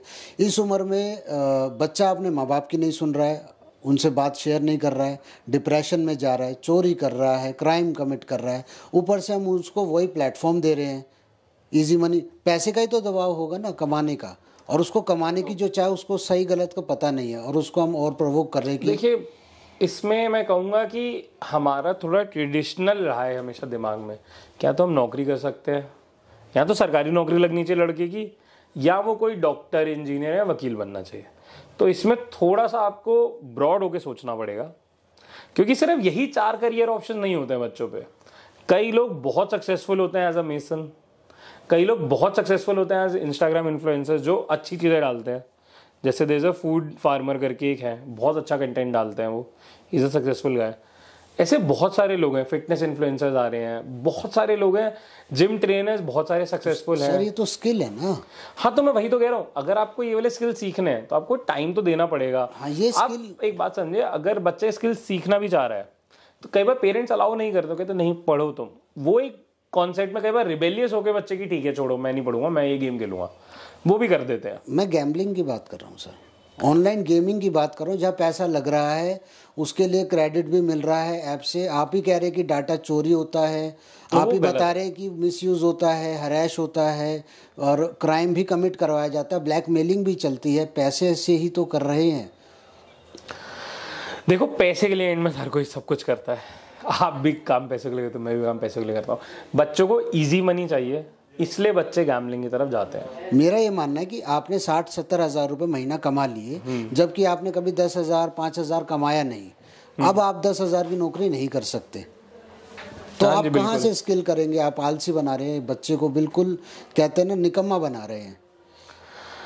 मैं इस पर कोई कमेंट नहीं देना चाहूँगा। मेरे को ऑनेस्टली स्पीकिंग इस पर मेरा कोई कमेंट है नहीं, राय भी नहीं है। बच्चे को आलसी बना रहे हो नहीं बना रहे हो, गैम्बलिंग बुरी चीज है, आई एग्री। फैंटेसी गेमिंग मेरे ओपिनियन में गलत चीज है, आई एग्री। मेरे ओपिनियन में भी गेमिंग सबसे अच्छी चीज है, पर गैम्बलिंग बुरी चीज है। हाँ मैं भी मानता हूँ gambling is a bad gambling तो आप किसी चीज पे लगा लो, हम दोनों अभी बैठ के लगा लेते हैं। हाँ भाई कि एग्जैक्टली। हम दोनों में से कौन जीतेगा, ये मेरे पैसे, जो जीतेगा वो मटके वाला सिस्टम कर सकते ये भी इंडियन कॉन्ट्रैक्ट एक्ट में गलत है, wagering is not allowed in हैं। इंडियन देखिए कॉन्ट्रैक्ट। ये गलत है, वो गलत नहीं है भाई exactly, grey area of law. इसलिए तो मैं कह रहा हूँ एक लॉ लाने की जरूरत है। आप एक पोल करवाइए, क्या आपको लगता है इसको लीगल करना चाहिए? देखिए क्योंकि अगर चीज जब तक लीगल नहीं होगी, जब तक चीज ग्रे एरिया में रहेगी ना, तब तक कोई कुछ भी कर पाएगा। जब तक या तो उसको ब्लैक एंड व्हाइट में नहीं ले आते, या तो उसको प्रॉपर बैन कर दीजिए या प्रॉपर लीगल कर दीजिए। उसके लिए लॉ लाने की जरूरत है, उसके लिए बात करने की जरूरत है। इससे मैं आपको कह रहा हूँ पोल रख लेना इसके न्यूज में, ताकि लोग बता सकें। सर क्या पोल रखे? 80% एरिया तो ग्रे में है। नहीं, आप ये पोल रखिए ना कि क्या आपको लगता है गैम्बलिंग को लीगल करके रेगुलेट करना चाहिए? Government should regulate and impose heavy taxes on gambling and wins. Youth कहेगा यस, और जो उनके फैमिली कहेगी नो। 50-50% आएगा, लेकिन उस पोलिंग का फायदा क्या? चल जाएगा सर, पता चलेगा, बात होगी तभी तो आगे कोई सोल्यूशन देखिए निकलेगा। आपने खुद बोला PIL लगी हुई है इन चीज़ों पे, एडवर्टीजमेंट पे। हाँ। कहीं ना कहीं ये चीज़ें गलत हैं, हाँ तभी obviously लगी है, तभी लगी है। जुडिशरी इसको डिसीजन किस आधार पे देती है वो जानना चाहिए। नहीं, जुडिशरी, देखिए एक बात समझिए, जुडिशरी का काम होता है लॉ को इम्प्लीमेंट करना। लॉ बनाना law किसका काम है? वो लेजिस्लेचर का काम है। और वो इस बारे में क्या कर रहा है? लेजिस्लेचर, वही तो कह रहा हूँ मैं, तभी तो मैं आपको कह रहा हूँ पोल करें, तभी तो आप उनको लिख पाएंगे कुछ कि आप ये कीजिए। तो ये भी उस पे चलता है कि एक पोल होना चाहिए, बहुत ज़्यादा वो लगना आप चाहिए। अपने जो आपके इलेक्टेड रिप्रेजेंटेटिव्स हैं उनको बताइए अपनी ग्रीवेंस, वो आगे उसको असेंबली में रेज करेंगे और फिर आगे लॉ बनेगा। यही होता है प्रोसीजर तो सर। मेरा ये पूछने का कंसर्न सीधा सीधा ही है। देखिए आपका बिल्कुल उस हिसाब से बता रहे हैं कानूनी तौर से, और कानून क्या कहता है। मेरा ग्राउंड का जो हालात है अभी, अब मैं इसमें प्राइवेट स्कूल इन्वॉल्व करूं, गवर्नमेंट स्कूल इन्वॉल्व करूं, प्राइवेट कॉलेजेस को इन्वॉल्व करूं, गवर्नमेंट कॉलेजेस को इन्वॉल्व करूं, प्राइवेट सेक्टर की MNCs की जॉब करने वालों को इन्वॉल्व करूं, या सरकारी नौकरी करने वालों को इन्वॉल्व करूं। ये हम मेरा जो अभी ये जो लोन की प्रक्रिया बढ़ी है ना, क्रेडिट कार्ड का जो फ्लो बढ़ा है, उसका मिसयूज ज़्यादातर गैम्बलिंग, ये जो ऐप्स से जो क्या इंफ्रास्ट्रक्चर बनाया जा रहा है। पहली बात तो लोन की नीड क्यों पैदा हो, देखिए वो पैदा लोन की जा रही है। मेरे हिसाब से लोन जो है वैसे इकोनॉमी के लिए अच्छी चीज़ होती है। लोग क्रेडिट लेते हैं तभी कैश फ्लो बना रहता है इकोनॉमी में। ज़रूरत के लिए लेंगे ना। एग्जैक्टली ज़रूरत तो देखिए हर बंदे को रोटी कपड़ा मकान की होती है, उसके बाद फिर उसमें टीवी आ गया, फिर उसमें अच्छा घर आ गया, घर की वो आपकी स्टैंडर्ड ऑफ लिविंग पे डिपेंड करता है। अब आप पर बात है कि स्टैंडर्ड ऑफ लिविंग आप कहाँ से देख रहे हैं। आप जब इंस्टाग्राम पे जाते हैं या फेसबुक पे जाते हैं या किसी भी सोशल मीडिया वेबसाइट पे जाते हैं, आप देखते हैं यार ये बंदा जो कि इतनी अच्छी जगह घूम रहा है, इसके पास ये गाड़ी है और मेरे पास ये गाड़ी है। जब आप कंपैरिजन करना चालू करते हैं तो आप एस्पिरेशनल भी बनते हैं। अब कई बार बच्चे का तो जब ये एस्पिरेशन आते हैं, जैसे मैं कहता हूँ, मैं किसी को फॉलो करता हूँ, एक सोशल मीडिया इन्फ्लुएंसर है, उनके पास मेबैक है, मेरे पास बलिनो है, तो मेरी एस्पिरेशन होती है कि मैं मेबैक खरीदूं। पर बात यह है कि मेरे को ये भी समझ में आता है कि जिस बंदे को मैं फॉलो कर रहा हूँ, ही इज रफली 55 years old and I am 25। 30 साल का गैप है, उन्होंने 30 साल में से ज्यादा काम करा, तभी he can afford a Maybach. पर 30 साल का लड़का उसी वीडियो में ऐड देख रहा है 22 साल के लड़के की, मेरी एज 22 साल और ये देखो मेरे 5 करोड़ की गाड़ी मैंने 2 महीने में ऐसे कमा के लिए। ये देखिए ये मिसलीडिंग एड्स हो जाते हैं कई बार। तो आई से इनको तो आप रिपोर्ट कीजिए। इस पे डिजिटल मीडिया कोड एथिक्स है, IT लॉ में है, आप इसको रिपोर्ट कीजिए। चैनल जो पब्लिशर है उसका, लाइक से मेटा की किसी उस पर आ रहा है, तो मेटा की जिम्मेदारी है कि उसको कंटेंट को हटाए अगर वो मिसलीडिंग है और फॉल्स है। अगर वो 15 दिन में नहीं आता है, हटा पाते हैं, तो आप इसकी एक सेल्फ रेगुलेटिंग बॉडी होती है, उस पर कंप्लेंट कर सकते हैं। एक सेल फोन पे से हट जाएगा नहीं नहीं नहीं नहीं नहीं, सेल्फ फोन पूरा उस साइड जाएगा। अगर वो फॉल्स और मिसलीडिंग है, कोई भी ऐड है या ऐसे वीडियो है फॉल्स और मिसलीडिंग है, तो आपको रिपोर्ट करना पड़ेगा। अच्छा। और वो पब्लिशर की जिम्मेदारी है अंडर द IT एक्ट। अभी 2021 में डिजिटल कोड आया है कि 15 दिन में उस पर आपको एक्शन करना पड़ेगा और आपको कम्युनिकेट करना पड़ेगा कि जब हमने ये एक्शन लिया। 15 दिन तो ऑब्वियसली देखिए उतना टाइम में तो जितने लोगों को दिख जाएगा एलेगरी, ठीक है थोड़ा नुकसान होगा, लेकिन 15 दिन स्टिल, अगर 15 दिन बाद भी हट जाता है तो we can stop a evil. अगर अभी 100 को देखा तो एटलीस्ट बाकी 1000 तो बच गए ना। हम 1 साल से हाँ भाई, 1 साल से देख रहे हैं। अब देखिए वो रिपोर्ट कीजिएगा तो या तो अगर आप उससे सेटिस्फाइड नहीं है तो आप उसके अगले लेवल पे जा सकते हैं, which is a self governing body of these publishers, से मेटा हो गया, अपना एक्स हो गया, इन सबके। इस पे मॉनिटरिंग नहीं है पहले ही कि आप मॉनिटरिंग है ना, ओवरसाइट कमेटी होती है मिनिस्ट्री ऑफ इन्फॉर्मेशन ब्रॉडकास्टिंग से पहले नहीं है कि यहाँ कौन कर रहा है, इसको फिल्टर कर रहा है। ये इनको सेल्फ रेगुलेट करना है अभी, इस पे अभी सेल्फ रेगुलेशन पे आ गए हैं हम लोग, क्योंकि इसमें देखिए हर चीज जो है ना गवर्नमेंट रेगुलेट नहीं कर सकती है। सेंसरशिप एक चीज होती है, हर चीज अगर गवर्नमेंट रेगुलेट करने लग जाएगी तो सेंसरशिप में चले जाते हैं हम। अगर आज देश की सरकार को एक्स पसंद है लेकिन अगली वाली को वाई पसंद है, तो फिर एक्स कभी आएगा ही नहीं, वाई कभी आएगा ही नहीं। तो सरकार का तो इसलिए नहीं, तो हाँ मतलब देखिए गवर्नमेंट एज एन एंटिटी भी, उसके भी है तो इलेक्टेड रिप्रेजेंटेटिव्स है, हमारे में से ही निकले हैं। तो हो सकता है मेरी सोच, मैं कहता हूँ कि जी मेरी सोच है कि एक्स पब्लिश होना चाहिए, लेकिन आपकी सोच है एक्स पब्लिश नहीं होना चाहिए। जब मैं सरकार में हुआ, मेरे पास पावर हुई, मैंने कह दिया ओके पब्लिश करो। आप सरकार में, आपने कह दिया नहीं करो, तो बहुत ज़्यादा सेंसरशिप होने लग जाएगी। तो इसीलिए सेल्फ रेगुलेटिंग कोड्स आए हैं, डिजिटल मीडिया एथिक्स कोड आए हैं 2021 में, उसके अंदर सेल्फ रेगुलेशन है। उसके हिसाब से जो भी कंटेंट कहीं भी डलता है उसको कैटेगराइज करना ज़रूरी हो गया, on type, theme, target audience, इन सब के बेसिस पे कैटेगराइज करना ज़रूरी हो गया है। अगर नहीं होता ये सब तो आप पब्लिशर को कंप्लेंट करेंगे, नेक्स्ट स्टेज में इनके ग्रुप है उसको कंप्लेंट करेंगे, नहीं होगा तो मिनिस्ट्री में कंप्लेंट करेंगे।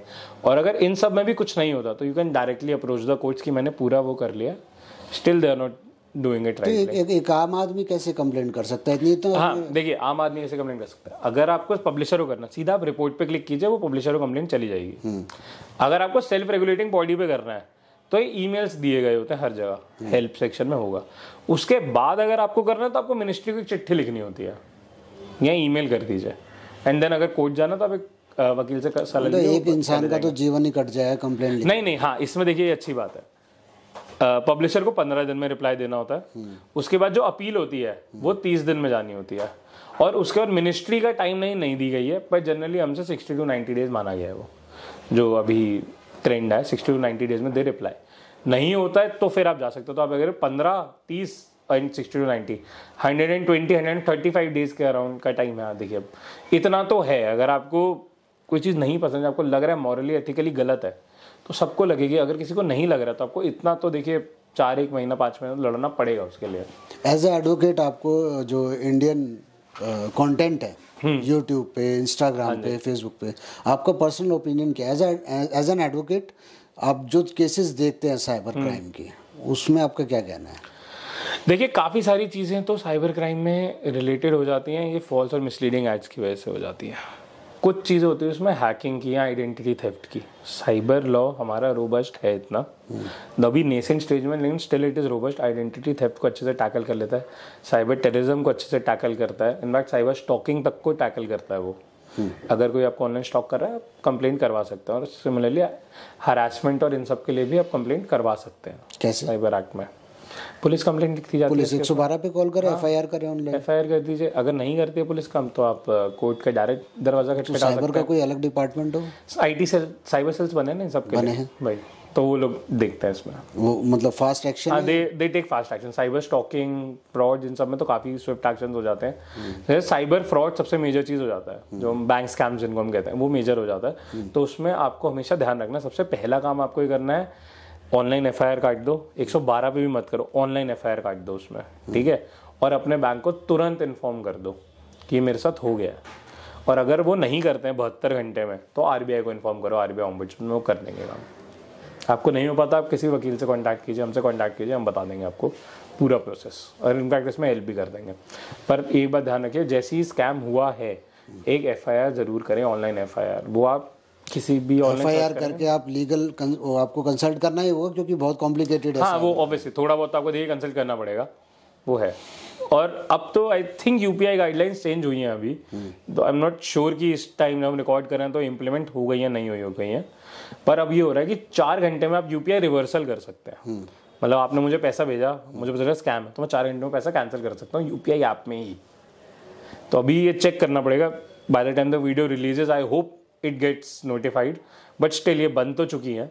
तो yes, this is a very good step, जिसकी वजह से जो फ्रॉड्स होते हैं, जो मेजर दिक्कतें होती है कि भाई मेरा बैंक एकदम से खाली कर दिया, वो रुक जाएगा, काफ़ी हद तक ये रुक जाएगा। ओटीपी वाला चल रहा है, ओटीपी सिस्टम। हाँ देखिए, हाँ अब ये इसमें बहुत बड़ी बात होती है। एक होता है क्लोन करके पैसे निकालना, उसमें बहुत आराम से मिल जाता है पैसा। लेकिन अगर आप ओटीपी दे देते हैं तो आप एक तरीके से अपना कंसेंट दे देते हैं, बैंक भी अपना थोड़ा पल्ला झाड़ता है कि आपने ओटीपी क्यों दिया, आपने अपना ओटीपी क्यों दिया। तो उस केस में आपको थोड़ा ध्यान रखना होता है कि आप एक तो पहले किसी से ओटीपी शेयर करो ही मत।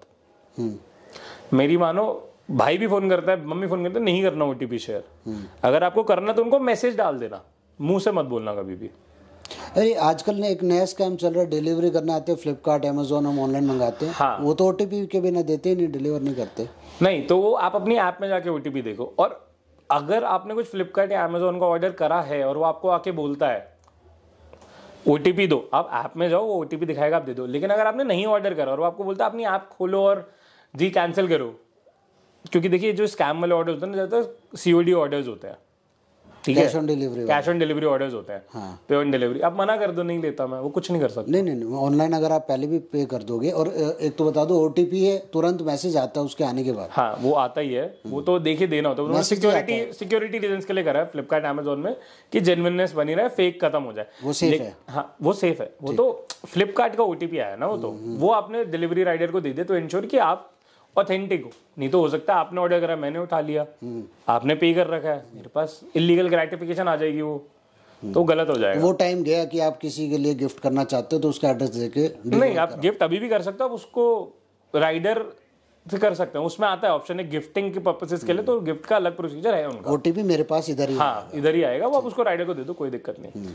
मेरा ये कहना है इस आपको कई अब नया स्कैम जो आया है अभी जो लेटेस्ट मार्केट में चल रहा है, वो आपको फोन करेगा, वो बोलेगा भाई साहब आपका फ्लिपकार्ट अमेजोन मिंत्रा मीशो इसमें से किसी एक डिलीवरी ई कॉमर्स साइट का पार्सल है। आप बोलोगे जी नहीं है, वो कहेगा नहीं है, वो लड़ाई करेगा पहले तो आपसे 5-7 मिनट, बहुत कन्विंस करेगा।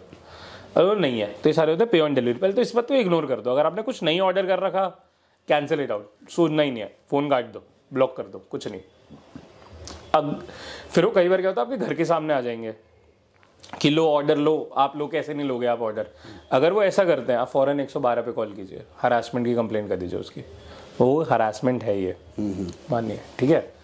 अब इसमें क्या होता है कई बार क्या कहते हैं कि नहीं, अब कई भोले लोग होते हैं नहीं करते कॉल, कहते हो भाई साहब तू आप ही कैंसिल कर दो, उनको नहीं आता फ़ोन चलाना, स्पेशली उनके लिए कह रहा हूँ, कहता है भाई साहब आप ही कर दो। तो आप जब जैसे ही आपने उनको फ़ोन दिया वो आपका फ़ोन कर लेते हैं क्लोन और आपका अकाउंट कर देते हैं खाली।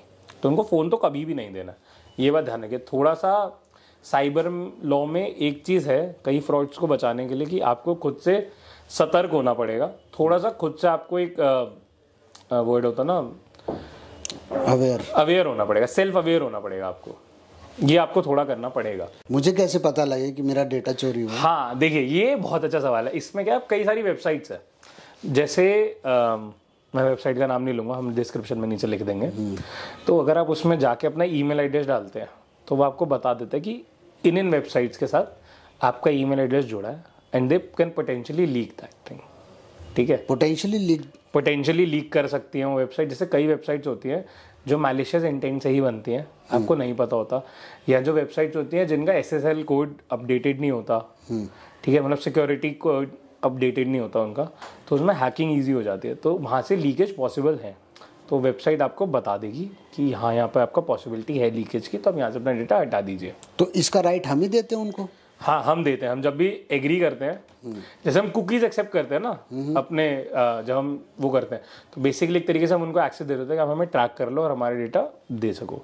अब इसमें भी कई चीज़ें होती है, डेटा भी कई टाइप का होता है, कॉन्फिडेंशियल डेटा होता है, एक एडवर्टाइजमेंट रिलेटेड डेटा होता है कुकीज़ वाला जो होता है, और भी टाइप के डेटा होता है। तो कुकीज़ वाला डेटा उतना आपको हार्म नहीं करता क्योंकि वो बस आपकी एक्टिविटीज़ देता है, कंपनी को मास्क करते हो आपकी पर्सनल आइडेंटिटी कि भाई मेरा इंटरेस्ट जो है फिटनेस में है, तो मुझे फिटनेस रिलेटेड एड्स दिखने लग जाएंगे।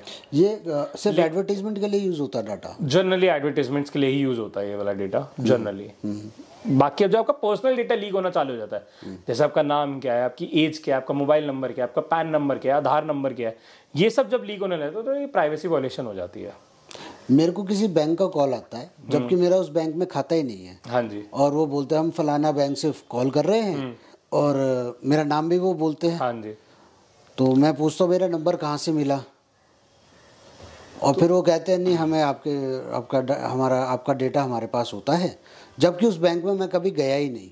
ये डेटा लीक कैसे होता है, और वो मतलब इतने कॉन्फिडेंस से वो फ़ोन भी करते हैं और पिच करते हैं और बार बार कॉल करते हैं, और हम यही पूछते रह जाते हैं हमारा नंबर कहाँ से। हाँ जी भाई, ये होता है, ये हमारे साथ भी होता है, बहुत आपके common साथ चीज़ भी है। होता है? सबके साथ होता है सर। और ये लीगल है?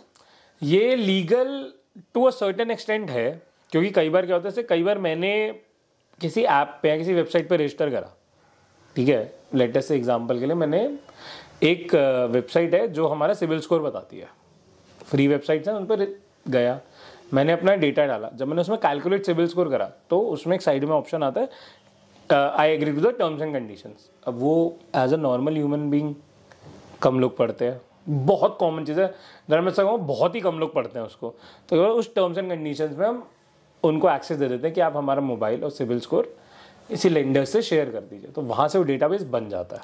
तो हम ना भी करें टर्म एंड कंडीशन एक्सेप्ट, तो आगे हम प्रोसीड भी तो नहीं कर सकते? एग्जैक्टली, ये थोड़ा सा एक अगेन वो वाला एरिया आ जाता है। इसके ऊपर किसी ने क्वेश्चनिंग नहीं करी? नहीं, इसमें क्वेश्चनिंग हुई थी, पर इसमें फिर इसमें कॉन्सेप्ट आ जाता है जिसको हम कहते हैं अगर आप नहीं एग्री करो तो आप मत जाओ। बेसिक चीज़ है, आपको नहीं पसंद है दरवाजा मत घुस खोलो, ये वाली चीज़ आ जाती है। मतलब हम मजबूर हैं एक तरीके से, हाँ मजबूर है, तो आप दूसरी वेबसाइट ट्राई कर लीजिए। क्या ये हर कंट्री में या हमारे इंडिया ये में? हर पैन अक्रॉस वर्ल्ड ग्लोबली है, ये हर जगह होता है। यही करते हैं? हाँ जी, ये हर जगह होता है। मतलब मेरे डाटा से कोई दूसरा मुझसे पैसे कमा रहा है जबकि मुझे उसका कुछ नहीं मिल रहा है, और उसको झेलना भी मुझे ही पड़ रहा है। हाँ, आप ये कर सकते हैं, पर हाँ इस केस में आप डीएनडी लगवा सकते हैं अपना। डीएनडी 1 साल के लिए लगता है, फिर वो दोबारा रिन्यू कर लीजिए। लेकिन अच्छा, एक बात ध्यान रखिए, अगर आप डीएनडी लगवा रखा है आपने और फिर भी आपको कॉल आती है ऐसी चीज़ों का, तो आप अपने ऑपरेटर की कंप्लेंट ट्राई में कर सकते हैं, एंड उस केस में आपको कंपनसेशन मिलेगा। ट्राई आता है आपका कंपनी, जैसे 4G 5G cell companies SIM जो हम लेते हैं, सेल कंपनीज के ऊपर सरकारी एजेंसी जो है। अच्छा, मतलब मेरा अगर एयरटेल का नंबर है, आपका जियो का नंबर है, किसी का वोडाफोन का नंबर है, इन तीनों के ऊपर जो इन तीनों को रेगुलेट करेगा वो होगा ट्राई। आप उसमें कंप्लेंट कर सकते हैं, रिटर्न आपको कंपनसेशन भी मिलेगी, डीएनडी के बावजूद भी आपको एक कॉल आया। तो स्पैम कॉल्स आती रहेंगी, आपका ये कहना है? स्पैम कॉल देखिए आएंगी, क्योंकि उनका भी बिजनेस है ये, उनको क्लाइंट्स चाहिए, तो इसलिए वो अपना एक तरीके से कह लीजिए आप क्लाइंट सॉलिसिट करते हैं, वो लोग फ़ोन करेंगे, क्या पता एक्चुअली किसी बंदे को ज़रूरत हो, और ये डेटा कहीं ना कहीं आपने चाहे अनजाने में ही दिया है, पर दिया तो आप ही ने है, उनको अप्रूवल दिया। हाँ, अब इसमें ये हो रहा है कि जो अभी लेटेस्ट अमेंडमेंट आ रही है आई-2, उसमें ये कि आपको जब ये वाली चीज़ें होती हैं तो आपको बहुत क्लियरली इंडिकेट करनी पड़ती हैं कि विल शेयर योर डेटा। इसलिए अब हम देखा हो कई वेबसाइट जो हैं, जो नई वेबसाइट्स हैं, अभी जा रहे होंगे 2021 के बाद से या 22 के बाद से उनमें बहुत क्लियरली लिखा आता है कि वो कौन सा डेटा कहाँ शेयर करेंगी, उसमें लिखा आ रहा है आजकल। तो ये अब ये एक अमेंडमेंट आई है, गाइड नोटिफिकेशन आई थी 2021 एंड में आई थी ये, तो अब से इम्प्लीमेंट होनी स्टार्ट हो गई है। इंडियन सिटीजन को क्या इंसाफ मिलता है कि वो खुद भी ये कंट्रोल नहीं कर सकता कि मुझे कोई कॉल करे या ना करे? ना देखिए, कोई भी बंदा कॉल करे और स्पैम करके चला जाए। मैं अगर एजुकेटेड हूँ मेरे घर में, पर मेरा छोटा भाई नहीं है, मेरी मदर नहीं है, सबके पास फ़ोन है। हाँ जी बिल्कुल। उनके कोई बैंक डिटेल्स ले ले, उनको कोई स्पैम कॉल करके वो करे, इसमें आपको थोड़ा सा सेल्फ अवेयर ही होना पड़ेगा। इसमें आपको आपकी जिम्मेदारी बनती है, अगर आप अवेयर हो अपने घर वालों को समझाओ कि देखो ऐसा नहीं करना है, ऐसा करना है। लॉ है, पर लॉ क्यूरेटिव होता है हमेशा। आपको नहीं लगता लॉ और थोड़े मजबूत? हाँ, थोड़ा प्रिवेंटिव होना चाहिए, इसमें आना चाहिए, डिस्कशन होना चाहिए। जिसमें बताया ना, जैसे 2021 में आया कि अब आपको क्लियरली बताना पड़ेगा कि आप वो डेटा शेयर करोगे या नहीं करोगे, करोगे तो कहाँ करोगे शेयर, ये आ गया है अब। तो कई वेबसाइट्स बताती है, मैं अब तो मेजर वेबसाइट्स बता रही हैं। जैसे अगर आपको याद होगा कैम्ब्रिज एनालिटिका का केस हुआ था फेसबुक पे, उसमें हुआ यही था, यूएस इलेक्शन के टाइम फेसबुक का डेटा कैम्ब्रिज एनालिटिका ने ले लिया था। बेसिकली लोगों ने परमिशन दी थी उसको इनडायरेक्टली, बेसिकली लोगों ने फेसबुक को परमिशन दी थी कि आप मेरा डेटा यूज़ कर सकते हो और आगे सेल भी कर सकते हो, हम परमिशन देते हैं। जान के दी कि हाँ करो, इनडायरेक्टली कि हमने फेसबुक की टर्म्स एंड कंडीशन ट्राई की ना, हमने कर दी। फेसबुक ने वो डेटा कैम्ब्रिज एनालिटिका को बेचा, जिसने वो डेटा इंटर्न जो इलेक्शंस हुए थे यूएस में उन पॉलिटिकल पार्टीज को भेजा, जिसमें उन्होंने बताया कि अच्छा आपके इतने % वोटर्स को ये पसंद है, इतने % को ये पसंद है, तो उस हिसाब से पूरी स्ट्रैटेजी डिवाइस की गई थी। ये हुआ था। इसके बाद बहुत ज़्यादा फरोर बना था कि इलेक्शंस में ऐसे मैनिपुलेशन होती है, तो उसी के चक्कर में, उसी के मद्देनज़र में ये वाला आया था कि अब आपको बताना पड़ेगा कि आप डेटा कहाँ यूज़ करो, कैसे यूज़ करते हो। इसलिए वो बार बार अपनी टर्म्स एंड कंडीशन और प्राइवेसी पॉलिसी अपडेट करते रहते हैं और आपको पिंग करते हैं। अब अगेन वो पिंग तो कर देते हैं, पर पढ़ता कौन है, वो आपकी जिम्मेदारी है पढ़ना। देखिए सरकार बोल सकती है आपको कि ये रहा कागज जी पढ़ लो, पढ़ना तो एंड में आप ही को है ना। अगर आप वो भी नहीं पढ़ेंगे तो फिर आपकी गलती आ जाती है, इसमें सरकार भी कुछ नहीं कर सकती है। तो एक आप थोड़ी सी आपको भी जिम्मेदारी लेनी पड़ेगी। अगर आपको राइट मिली है या प्रिविलेज मिली है टू यूज़ द इंटरनेट, तो आपको जिम्मेदारी भी लेनी पड़ेगी। तो इसकी काउंसलिंग नहीं होनी चाहिए, इसको एडवर्टाइज नहीं करना चाहिए, कैसे करें इसकी एडवर्टाइजमेंट, टर्म एंड कंडीशन को बिल्कुल फास्ट फॉरवर्ड करके सुना के चले जाओ कि अगले को समझ ही ना आए। टर्म एंड कंडीशन ऐसी सुनाई जाती है ना, टीवी पे जनरली ऐसे सुनाई जाती है, लेकिन फोन पे या वेबसाइट पे तो आपको नहीं आपको पूरा दिखता है, आराम से पढ़ सकते हैं। पढ़ सकते नहीं, बोलने में तो देखिए वो तो फिर करते हैं वो लोग, तो पर विजुअल और ऑडियो का जमाना है, अब कौन पढ़ रहा है? नहीं वेबसाइट्स में नहीं होता, वेबसाइट्स में आपको एग्री करना पड़ता है। मैं एडवर्टाइजमेंट में कह रहा हूँ। देखिए एडवर्टाइजमेंट्स में बोल जाता हूँ, नीचे बस एक लाइन बोलता है टर्म्स एंड कंडीशंस अप्लाइड। तो उस केस में आपको कुछ अपने हिसाब से देखना पड़ेगा, उस चीज़ का जाके खुद रिसर्च करनी पड़ेगी। मेरा आपसे कहने का मतलब ये है सर, आप एक एडवोकेट है, ठीक है, आप पढ़े लिखे हैं, आप इन सब चीज़ों को जानते हैं। हाँ जी। आप उन्हें ऐसे पकड़ लेंगे। हाँ जी। मेरा कंसर्न है वो जो 70 to 80% लोग हैं जो नौकरी कर रहे हैं, बिजनेस कर रहे हैं, पढ़ाई कर रहे हैं, और उनको इन चीज़ों से कोई लेना देना नहीं, कुछ अता पता भी नहीं, वो अपना काम काज कर रही है और उन्हीं को लूटा जा रहा है, और ये लूट रही है कंपनीज। थोड़ा आप पार्ट हाइड कर रहे हैं और वो हिडन पोर्शन जो है वो बहुत कंट्रोवर्शियल है, बहुत उसी में ज़्यादातर अगर आप देखेंगे जितने भी केसेस आ रहे हैं कोर्ट के अंदर, उन्हीं में तो आ रहे हैं। देखिए वही ना, इंटरप्रिटेशन पे आ जाती है कई चीज़ें लैंग्वेज की इंटरप्रिटेशन पे आ जाती है। तो अगर जैसे आपको कुछ नहीं समझ में आता है, देखिए अगर आप जॉब करें, बिजनेस करना, आप पढ़ तो सकते ही है, लिख भी सकते हैं, नहीं लिख सकते तो मैं किसी से बात कीजिए जो पढ़ लिख सकता है, उससे एक बार समझ लीजिए सारी चीज़ें। अगर आपको कुछ ऐसा लगता है पोर्शन जो आपको नहीं समझ में आता है, तो अपने पॉलिसी एडवाइजर पूछे, भाई साहब मुझे ये चीज़ समझाओ, ताकि आप समझो, आप अपने एक बार पहले सेटिस्फैक्शन करो, तभी आप पॉलिसी लो। इसलिए हमेशा कहा जाता है पॉलिसी ना हड़बड़ी में नहीं लेनी चाहिए, इंपॉर्टेंट है, थोड़ा टाइम लगाना चाहिए। पर आज की डेट में होता क्या है, हम लोग ना बस देखते हैं वेबसाइट पे पॉलिसी कंपेयर करी 4 कंपनीज की, अच्छा इसका प्रीमियम सबसे कम है, इसको सिलेक्ट करके डन कर देते हैं। यहाँ पे हम लोग, क्योंकि हम एक वेबसाइट पे ट्रस्ट कर रहे हैं, थर्ड पार्टी चीज़ पर ट्रस्ट कर रहे हो, अपने पे नहीं कर रहे हो कि अच्छा थर्ड पार्टी है, इसने मुझे बता दिया कि जी ये 4 पॉलिसी हैं और इन सब में ये मिलेगा, इसमें ये मिलेगा, इसमें ये मिलेगा, इसका प्रीमियम सबसे कम है, मैं इसको सिलेक्ट कर लेता हूँ। लेकिन वो थर्ड पार्टी ने क्या उसकी सारी टर्म्स एंड कंडीशंस देखी नहीं देखी, वो हम नहीं देखते हैं। इसलिए हम कहते हैं कि अगर आप पॉलिसी ले रहे हैं, आप चाहे ऐप वेबसाइट से ही लो, लेकिन फिर अगर 15 दिन का टाइम होता है तो आप एक बार उसकी टर्म्स एंड कंडीशन पढ़ जरूर लीजिए, तभी लीजिए, नहीं तो मत लीजिएगा। आप फालतू में बाद के लिए अपनी दिक्कतें बढ़ाएंगे। जनरली तो मैंने देखा, हेल्थ पॉलिसी हो गई या लाइफ पॉलिसी हो गई, कार पॉलिसी हो गई, जो मेजर बुलेट पॉइंट्स होते हैं वो काफ़ी अच्छे से बोल्डली हाईलाइट करके लिख देते हैं। अब आते हैं गाइडलाइंस, पहले से अब कम है। हाँ पहले से कम हो गया। और देखिए केसेस हुए हैं, ये ऑब्वियसली कंज्यूमर केसेस हुए हैं, ये काफ़ी सारे केसेस हुए हैं। तो उसके बाद से धीरे धीरे लॉ इवॉल्व हो रहा है, तो ये लोग चेंज कर रहे हैं। अभी भी देखिए स्कोप है, इंडिया इतनी वास्ट कंट्री है, स्कोप है, धीरे धीरे होंगी चीज़ें, क्योंकि लॉ अपना एक टाइम लगाता है टू इवॉल्व। अगर हम बात करें कंटेंट की, कंटेंट में क्या है, मिसलीडिंग कंटेंट है, अब्यूजिव कंटेंट है, डबल मीनिंग कंटेंट है, ठीक है, मिसलीडिंग प्रमोशन है, इन्फ्लुएंसर्स। अब मैं बात अगर शुरू करूं, जैसे फिटनेस इंडस्ट्री है, फिटनेस इंडस्ट्री में किसी पे सिर्फ एक यूट्यूब चैनल है, कोई बॉडी बिल्डिंग का चैनल बना रहे, अब वो पैसा कैसे कमाए? वो कंपनीज उनको कांटेक्ट करती हैं, आपके इतने सब्सक्राइबर हैं, वो चीज़ों को चेक करते नहीं करते मैं ये नहीं जानता, और बिल्कुल उसको ज़बरदस्त ऐड प्रमोट करते हैं, चाहे वो खुद यूज़ करते ना हो। ये कितना लीगल है? देखिए पहले तो ये लोग बिना किसी रोक टोक के कर सकते थे, अब 2021 के बाद से जब से नए रूल्स आए हैं, उसके बाद से ये हो गया कि अगर कहीं पेड प्रमोशन हो रहा है, मतलब मैं किसी पार्टनरशिप कर रहा हूँ, पेड कोलैबोरेशन कर रहा हूँ, कुछ कर रहा हूँ, मुझे लिखना पड़ेगा कि जी ये पेड चीज़ है, इंक्लूडिंग पेड प्रमोशन, जो छोटा सा लिखा रहता है ऊपर, वो हमेशा ऊपर लिखा रहता है। पेड प्रमोशन लिखना कंपलसरी हो नाम के नीचे, तो आपको उतना ध्यान देना पड़ेगा कि जी है, आपको देखिए थोड़ा बहुत तो देखना पड़ेगा, यू हैव टू बी सतर्क, थोड़ा बहुत रहिए, ठीक है, सावधान, इंडिविजुअल सतर्क रहिए, सावधान रहिए, वो करिए आप, सतर्क रहिए, सावधान रहिए और कानून को जान के कानून को तोड़ते भी रहिए। नहीं वो तो नहीं सर, सतर्क रहिए, सावधान रहिए और कानून को जानिए और अपने हक को जानिए। अब जहां तक आपकी बात रही मिसलीडिंग एड्स की या मिसलीडिंग कंटेंट की, तो मैंने आपको पहले बताया था कि कोड ऑफ एथिक्स है, आप उसमें रिपोर्ट कर सकते हैं। नहीं वो नहीं सॉल्व करते हैं तो आप अपील में जा सकते हैं, उनको लिख सकते हैं। नहीं तो अगर कोई कंटेंट क्रिएटर है जो आपको पता है कि ये गलत बोल रहा है, आप उसको नोटिस भेज सकते हैं, प्रॉपर नोटिस जा सकता है, उसको लीगल नोटिस भेजा जा सकता है कि you are imparting false knowledge, इसका डाला जाएगा। अब जहाँ तक बात है गालियों की या ऑब्सीनिटी की, देखिए गालियाँ पब्लिक न्यूसेंस में आ जाती हैं। ऑब्सीनिटी की जहाँ तक बात है, ऑब्सीनिटी ना बहुत ही सब्जेक्टिव टर्म है, इसमें बहुत सारी जजमेंट्स आई हैं, बहुत सारे टेस्ट हैं।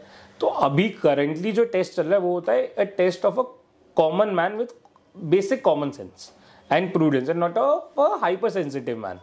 लाइक इसमें बोला जाता है कि अगर एक न्यूड पिक्चर है तो it is not itself obscene, लेकिन अगर वो प्रूडेंट इंटरेस्ट जगाती है तो वो ऑब्सीन बन जाती है। तो बहुत सारी डिस्कशन हुए हैं, स्टार्टिंग फ्रॉम ऐसे मंटो की किताब थी, वहाँ से स्टार्ट होके अब तक आए। इंग्लैंड में बहुत डिस्कशन हुआ है, अभी हम यहाँ पर हैं। तो उस चक्कर में क्या होता है, इसलिए ऑब्सीनिटी काफ़ी एक सब्जेक्टिव टर्म हो जाता है, इससे क्रिएटिव फ्रीडम मिल जाते हैं लोगों को। तो ये है, रूल्स है, पर आपको कंप्लेंट करनी पड़ेगी। इसमें इशू क्या है कि जैसे सेंसर बोर्ड है हमारे पास फिल्म का, अभी OTT प्लेटफॉर्म से इन सब प्लेटफॉर्म के लिए भी सेंसर बोर्ड नहीं है, सेल्फ एथिक्स कमिटीज़ हैं जो कि सर्टिफाई करते हैं। इनकी ड्यूटी होती है कि सर्टिफाई करें थीम, एज और ये सब, भाई इतना ही होता है, इसीलिए हो जाता है। इसलिए कई चीज़ें मिस आउट हो जाती हैं।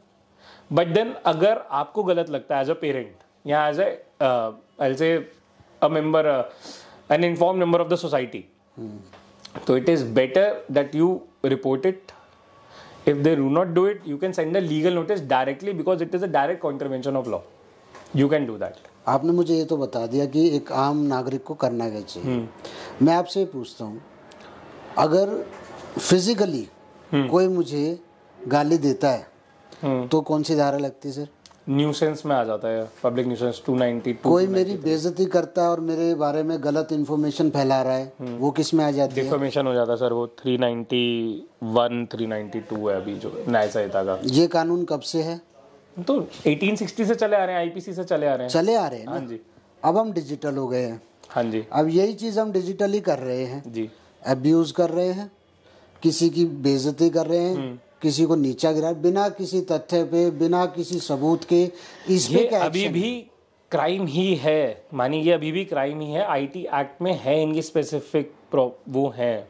जैसे कि प्रैंक वीडियोस हैं जो कि स्क्रिप्टेड होती हैं, जिसमें फीमेल्स को, गर्ल्स को एज अ प्रॉप यूज़ किया जाता है और एब्यूजिव लैंग्वेज, गलत इशारे और गलत हरकतें दिखाई जा रही हैं पब्लिकली, जिनके मिलियंस में व्यूज़ हैं। और उसकी ऑडियंस है यूथ, स्कूल गोइंग जो बच्चे हैं, कॉलेजेस में हैं, इवन जो जॉब कर रहे हैं वो भी उनके ऑडियंस हैं। वहाँ क्या मैसेज पहुँच रहा है और वो क्या डिस्टर्बेंस पैदा नहीं कर रहा सोसाइटी में? वो देखिए कहीं ना कहीं गलत है, पब्लिक प्लेटफॉर्म पे वो डालते हैं, तो इसलिए उनको आगे एक ना डिस्क्लेमर डालना होता है कि ये सब शूटेड है, रियल लाइफ नहीं है ये। और अगर मैं कहता हूँ अगर आपके साथ कोई ऐसा प्रैंक रियल लाइफ में करता है, जैसे कि कई प्रैंक वीडियोज़ में करते हैं, और आपका कंसेंट नहीं और वो आपको रिकॉर्ड करता है, तो आप उन पे पूरा क्रिमिनल केस कर सकते हैं। क्या ये मानसिक शोषण नहीं है यूथ? बिल्कुल है, हरासमेंट है, ये बहुत बड़ी हरासमेंट है ये। तो ये प्लेटफॉर्म पे क्यों है सर? प्लेटफॉर्म पे क्यों है? क्योंकि एंटरटेनमेंट पर्पसेस के लिए वो लोग डालते हैं, तो इसलिए उनको डिस्क्लेमर लगाना होता है कि एंटरटेनमेंट पर्पसेस के लिए and it is a work of fiction. अब वर्क ऑफ फिक्शन में वो क्यों ये चीज़ कर रहे हैं, ये तो उनकी क्रिएटिव लिबर्टी है। इस पे आई डू नॉट थिंक कोई लॉ बनना चाहिए, बिकॉज क्रिएटिव लिबर्टी को फिर आप एक तरीके से वो कर देंगे, ख़त्म कर देंगे। मैं आपको बता दूं, प्रैंक वीडियोस में गर्ल्स हो गई, बच्चों तक को यूज़ किया जा रहा है और वायलेंस भी दिखाई जा रही है, और इवन बुज़ुर्गों के साथ भी प्रैंक दिखाते हैं। क्या ये एक मेंटली कुछ एक मार्क सेट नहीं कर रहा है बच्चों में कि हाँ भाई ऐसे बिहेव करो? इवन टीचर्स और स्टूडेंट्स के जो रिलेशन को उसको भी खराब कर रहे हैं। एक बात समझिए, कुछ चीज़ें मॉरल होती हैं, कुछ चीज़ें एथिकल होती हैं, कुछ इमोरल होती हैं, कुछ अनएथिकल होती हैं। आप मुझे बताइए मॉरल और एथिकल में फ़र्क। देखिए समझिए, एक बात समझिए, कई मॉरली जो चीज़ गलत है, लाइक ये दिखाना कि भाई एक स्टूडेंट है, एक टीचर है, वो किसी तरीके से रोमांटिकली इन्वॉल्व होंगे, वो इमोरल है, अनएथिकल है। लेकिन क्या वो इलीगल है, वो एक अलग चीज़ हो जाती है। मैं आपसे पूछ रहा हूँ, क्या वो क्राइम रेट बढ़ा रही है? देखिए, क्राइम रेट बढ़ा रही है नहीं बढ़ा रही है, वो टेंडेंसी ज़रूर बढ़ा रही है कि मतलब बंदे सोचें इस डायरेक्शन में, जो कि पहले नहीं सोचते थे लोग, अब शायद वो सोच रहे हो। उससे हो सकता है क्राइम रेट बढ़े, पॉसिबिलिटी है, पर अभी ऐसा कोई स्टैटिस्टिक्स है नहीं जो कि इसको बताए कि बढ़ रहा है नहीं बढ़ रहा है। सोचेंगे तो करेंगे भी। आप सरकारी स्कूलों का हाल देखें, प्राइवेट स्कूल्स में देखें क्या हो रहा है। वो उनका एक स्टैंडर्ड बनता जा रहा है, वो उनको रोल मॉडल मान रहे हैं, इन्फ्लुएंसर्स जो है उनके हीरो बनते जा रहे हैं, जो वो देख रहे हैं। और उसी होड़ में हर कोई, अब आप देखिए रील्स बन रही हैं, स्कूल ड्रेसेस में बन रही हैं, टीचर्स के साथ बन रही हैं।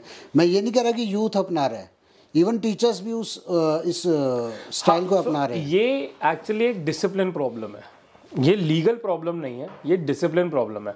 जैसे मेरे को एक चीज़ बहुत आश्चर्यजनक लगती है, पर्सनली मैं बोलता हूँ, मैंने देखा कई 3-3, 4-4 साल के बच्चे हैं जो मोबाइल यूज़ कर रहे होते हैं, ठीक है, and parents, in fact grand parents या दोस्त, दे आर वेरी हैप्पी कि ओ माय गॉड कितना क्यूट बच्चा है, हमारा बच्चा तो यूट्यूब चला लेता है। तो आप एक बात समझिए कि वो बच्चा जब से वो पैदा हुआ है, उसको आपने खाना खिलाने के टाइम यही दिखाया है कि ऐसे ऑपरेट होगा, वैसे ऑपरेट होगा। तो टेक्निकली 3 साल का बच्चा 2.5 साल का एक्सपीरियंस लेके आया अपने साथ जब वो कंप्यूटर चला रहा है।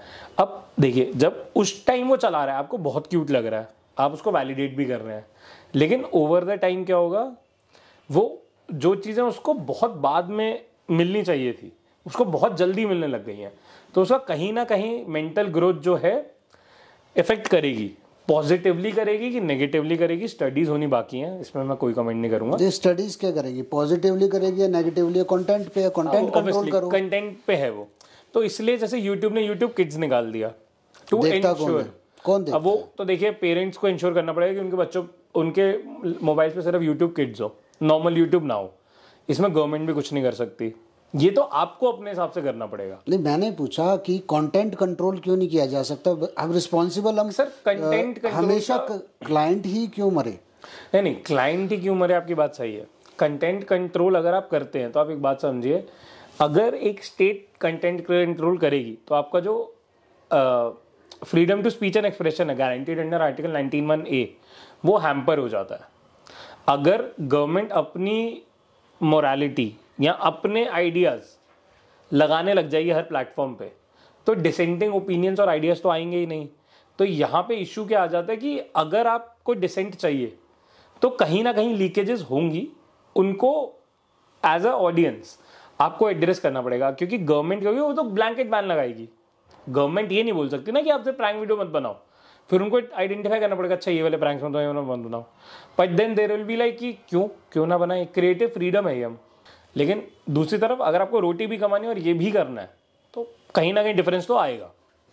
और जितना मैंने जो अब तक नोटिस करा है, जितने भी ये जनरली उल्टी सीधी वीडियो जिनको आप कह रहे हैं गलत है, प्रैंक वीडियो ये सब जनरली, मैं नहीं कह रहा हूँ, सब मानते हैं, सब मानते हैं, वो सब जनरली अपर मिडिल क्लास वाले लोग बना रहे हैं, क्योंकि इनको व्यूज चाहिए, इनको वैलिडेशन चाहिए होते हैं आज ज़्यादा लोगों को, इसलिए बनाते हैं। स्टेटिंग की ये वैल्यूज और कल्चर्स के खिलाफ नहीं है। तो आई डू नॉट थिंक जो स्टैंड अप कॉमेडियंस बोलते हैं हम में फिर उस पर हक रह जाता है बोलने का, अगर क्योंकि दोनों ही गलत है, आप अपना एक गलत नहीं चुन सकते हो। हाँ, काफ़ी स्टैंड अप कॉमेडियंस भावुकता में आके रिलीजियस सेंटिमेंट्स हर्ट कर देते हैं, तो उस केस में आप उनको प्रॉपर लीगल नोटिस दे सकते हैं और उन पर कानूनी कार्रवाई करवाई जा सकती है। ये होता है, रिलीजियस सेंटिमेंट्स हर्ट कर देना, कम्युनिटी सेंटिमेंट्स हर्ट कर देना वो गलत होता है। पर सिर्फ उनका गाली दे देना किसी चीज़ को लेके या अपना एक्सप्रेशन करते हो गाली दे देना, वो पर से गलत है नहीं है, वो कंटेक्स्ट में देखना पड़ेगा। मतलब अगर वो मेरे को पिन पॉइंट करके गाली दे रहे हैं अपने शो में और ह्यूमिलेट कर रहे हैं, वो गलत है। लेकिन अगर वो जेनरिकली बोल रहे हैं, जो जनरली जो जोक्स के दौरान बोली जाती है, वो आई डू नॉट थिंक गलत है। मैंने आपसे जो सवाल पूछा ना कि आज़ादी का गलत फ़ायदा, वो इसलिए पूछा, हम मेंटली जो भी है हम तैयार किस चीज़ को कर रहे हैं। अब देखिए हमारी फैमिली वैल्यूज़ ख़त्म हो रही है कि नहीं। हम ये यूरोपियन कल्चर एकदम नहीं लाना चाह रहे इंडिया में, कोई नीड नहीं है ऐसी।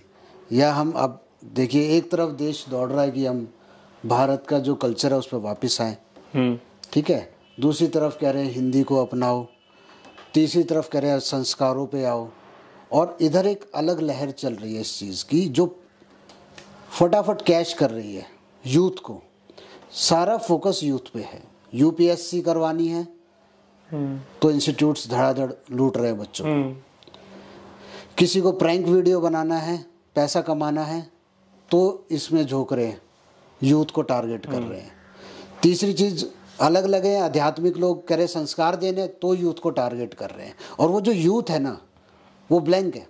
हाँ जी। उसको जो मिल रहा है वो खा रहा है। वो इधर यूपीएससी की तैयारी कर रहा है, नीचे जाके मोमोज खा रहा है, फिर वो एक बॉयफ्रेंड गर्लफ्रेंड वाला कल्चर भी अपना रहा है। वो बड़ा कंफ्यूज है। और ऐसा बंदा जाके कल को आईएएस ऑफिसर बन जाता है, तो हम हमारे प्रशासन में किसको इन्वॉल्व कर रहे हैं? ये यूथ ही तो बनेगा, कल देश को संभालेगा। बिल्कुल सही बात। हमारी खुद की वैल्यूज कहाँ चली जाएंगी? मेन सवाल ये था। इसको रोकने के लिए कोई लॉ नहीं है, मैं मान सकता हूँ, क्योंकि धर्म पे कोई कंट्रोल नहीं है लॉ का, और इधर सारे धर्मों के लोग भी हैं। हाँ जी बिल्कुल। तो संजीत जी, इसका मतलब ये है कि जैसे कि कानून में परिवर्तन तो हो रहा है जी, और काफ़ी परिवर्तनों की ज़रूरत भी है। हाँ जी। मैं उम्मीद करता हूँ जैसे कि 2024 का यूथ है, उसके अकॉर्डिंग एक बार सिस्टम इसको देखे, जुडिशरी उस हिसाब से उसको देखे, और थोड़ा फास्ट ट्रैक पे चले अगर ये केसेस, तो हम इंडियन यूथ को ज़्यादा हम अच्छा भविष्य दे पाएंगे। हाँ चलिए, जैसे मैं आपको कह रहा था, जो हमारा साइबर लॉ है वो अभी काफ़ी रोबस्ट है, लेकिन अभी भी उसमें बहुत सारे चेंजेस की ज़रूरत है। लॉ जो होता है वो थोड़ा धीरे चलता है एज़ कम्पेयर टू टेक्नोलॉजी, तो इसलिए अभी टाइम लगेगा, लेकिन लॉ विल कैच अप। लेकिन उससे ज़्यादा भी ज़रूरत है कि लोग सेल्फ अवेयर ज़्यादा हों। तो देखो, टेक्नोलॉजी तो बहुत तेज़ी से बढ़ी रही है इंडिया में, और उम्मीद करता हूँ कि साथ ही साथ हमारा कानून भी उसको उसी हिसाब से बदले, उसी हिसाब से इंडियन यूथ भी उसके प्रति अवेयर हो और जाने अपने कानून को। कानून को जाने के पहले तो कानून बने इस चीज़ के लिए। हाँ जी सर, बिल्कुल। नहीं, जो अभी कानून है उनको जाने समझे, तो हम उम्मीद करते हैं नेशनल एजुकेशन पॉलिसी इसमें अच्छा स्टेप है। बाकी जो भी बच्चे रह गए हैं वो खुद समझदार ना बनते हुए एक्सपर्ट्स लोगों से बात करें जी। कोई बहुत ज़्यादा आपको हेल्प ज़्यादा होगी एज़ कम्पेयर टू, बजाय सब खुद सीखने के। जी, जुडिशरी, कोर्ट, पुलिस, प्रशासन, सरकार और प्रेस, सबका यही काम है कि देश में शांति बनी रहे। हम डेवलपिंग कंट्री है, जल्दी डेवलप्ड बने, लेकिन एक अच्छे तरीके से डेवलप बने। स्किल बेस हमारा जो इतिहास रहा है हमारा भारत का, वो बरकरार रहे, ताकि क्राइम रेट कम होता जाए। जी सर, बिल्कुल। और हम उम्मीद करते हैं कि क्राइम से मुक्त होंगे और आप लोगों के ऊपर भी बर्डन थोड़ा कम होगा, कोर्ट से केसेस जल्दी हटेंगे। बिल्कुल सर, हम भी यही चाहते हैं कि केस कम रहे, सब शांति सुरक्षा बनाए रखें। तो आप कुछ एक बार यूथ को बोलना चाहेंगे हमारी? मैं बस यूथ को ये कहना चाहता हूँ कि आप सेल्फ अवेयर रहें, विजिलेंट रहें, और आसपास के लोगों से बात करते रहें। एक अपने ही दायरे में मत रहिए, अपने दोस्तों से बात कीजिए। आपको कोई तकलीफ होती है, अपने दोस्तों से बात कीजिए, किसी बड़े से बात कीजिए। अगर किसी से बात नहीं करनी है तो एक वकील के पास आइए। एक वकील के पास और आपके बीच में कॉन्फिडेंशियलिटी रहती है, वो किसी को नहीं बताएगा, ताकि आप कोई गलत कदम ना उठाएं। ये बहुत ज़रूरी है। सावधान रहिए, सतर्क रहिए। एडवोकेट संजीत सेठ जी, थैंक यू सो मच अपना समय देने के लिए और हमें गाइड करने के लिए और इंडियन यूथ को गाइड करने के लिए। हम आपसे फिर मिलेंगे कुछ और सवालों के साथ, और हम उम्मीद करते हैं कि आप ऐसे इंडियन यूथ को गाइड करते रहेंगे, उन्हें दिशा दिखाते रहेंगे। हम आपसे मिलेंगे। धन्यवाद। Thank you sir.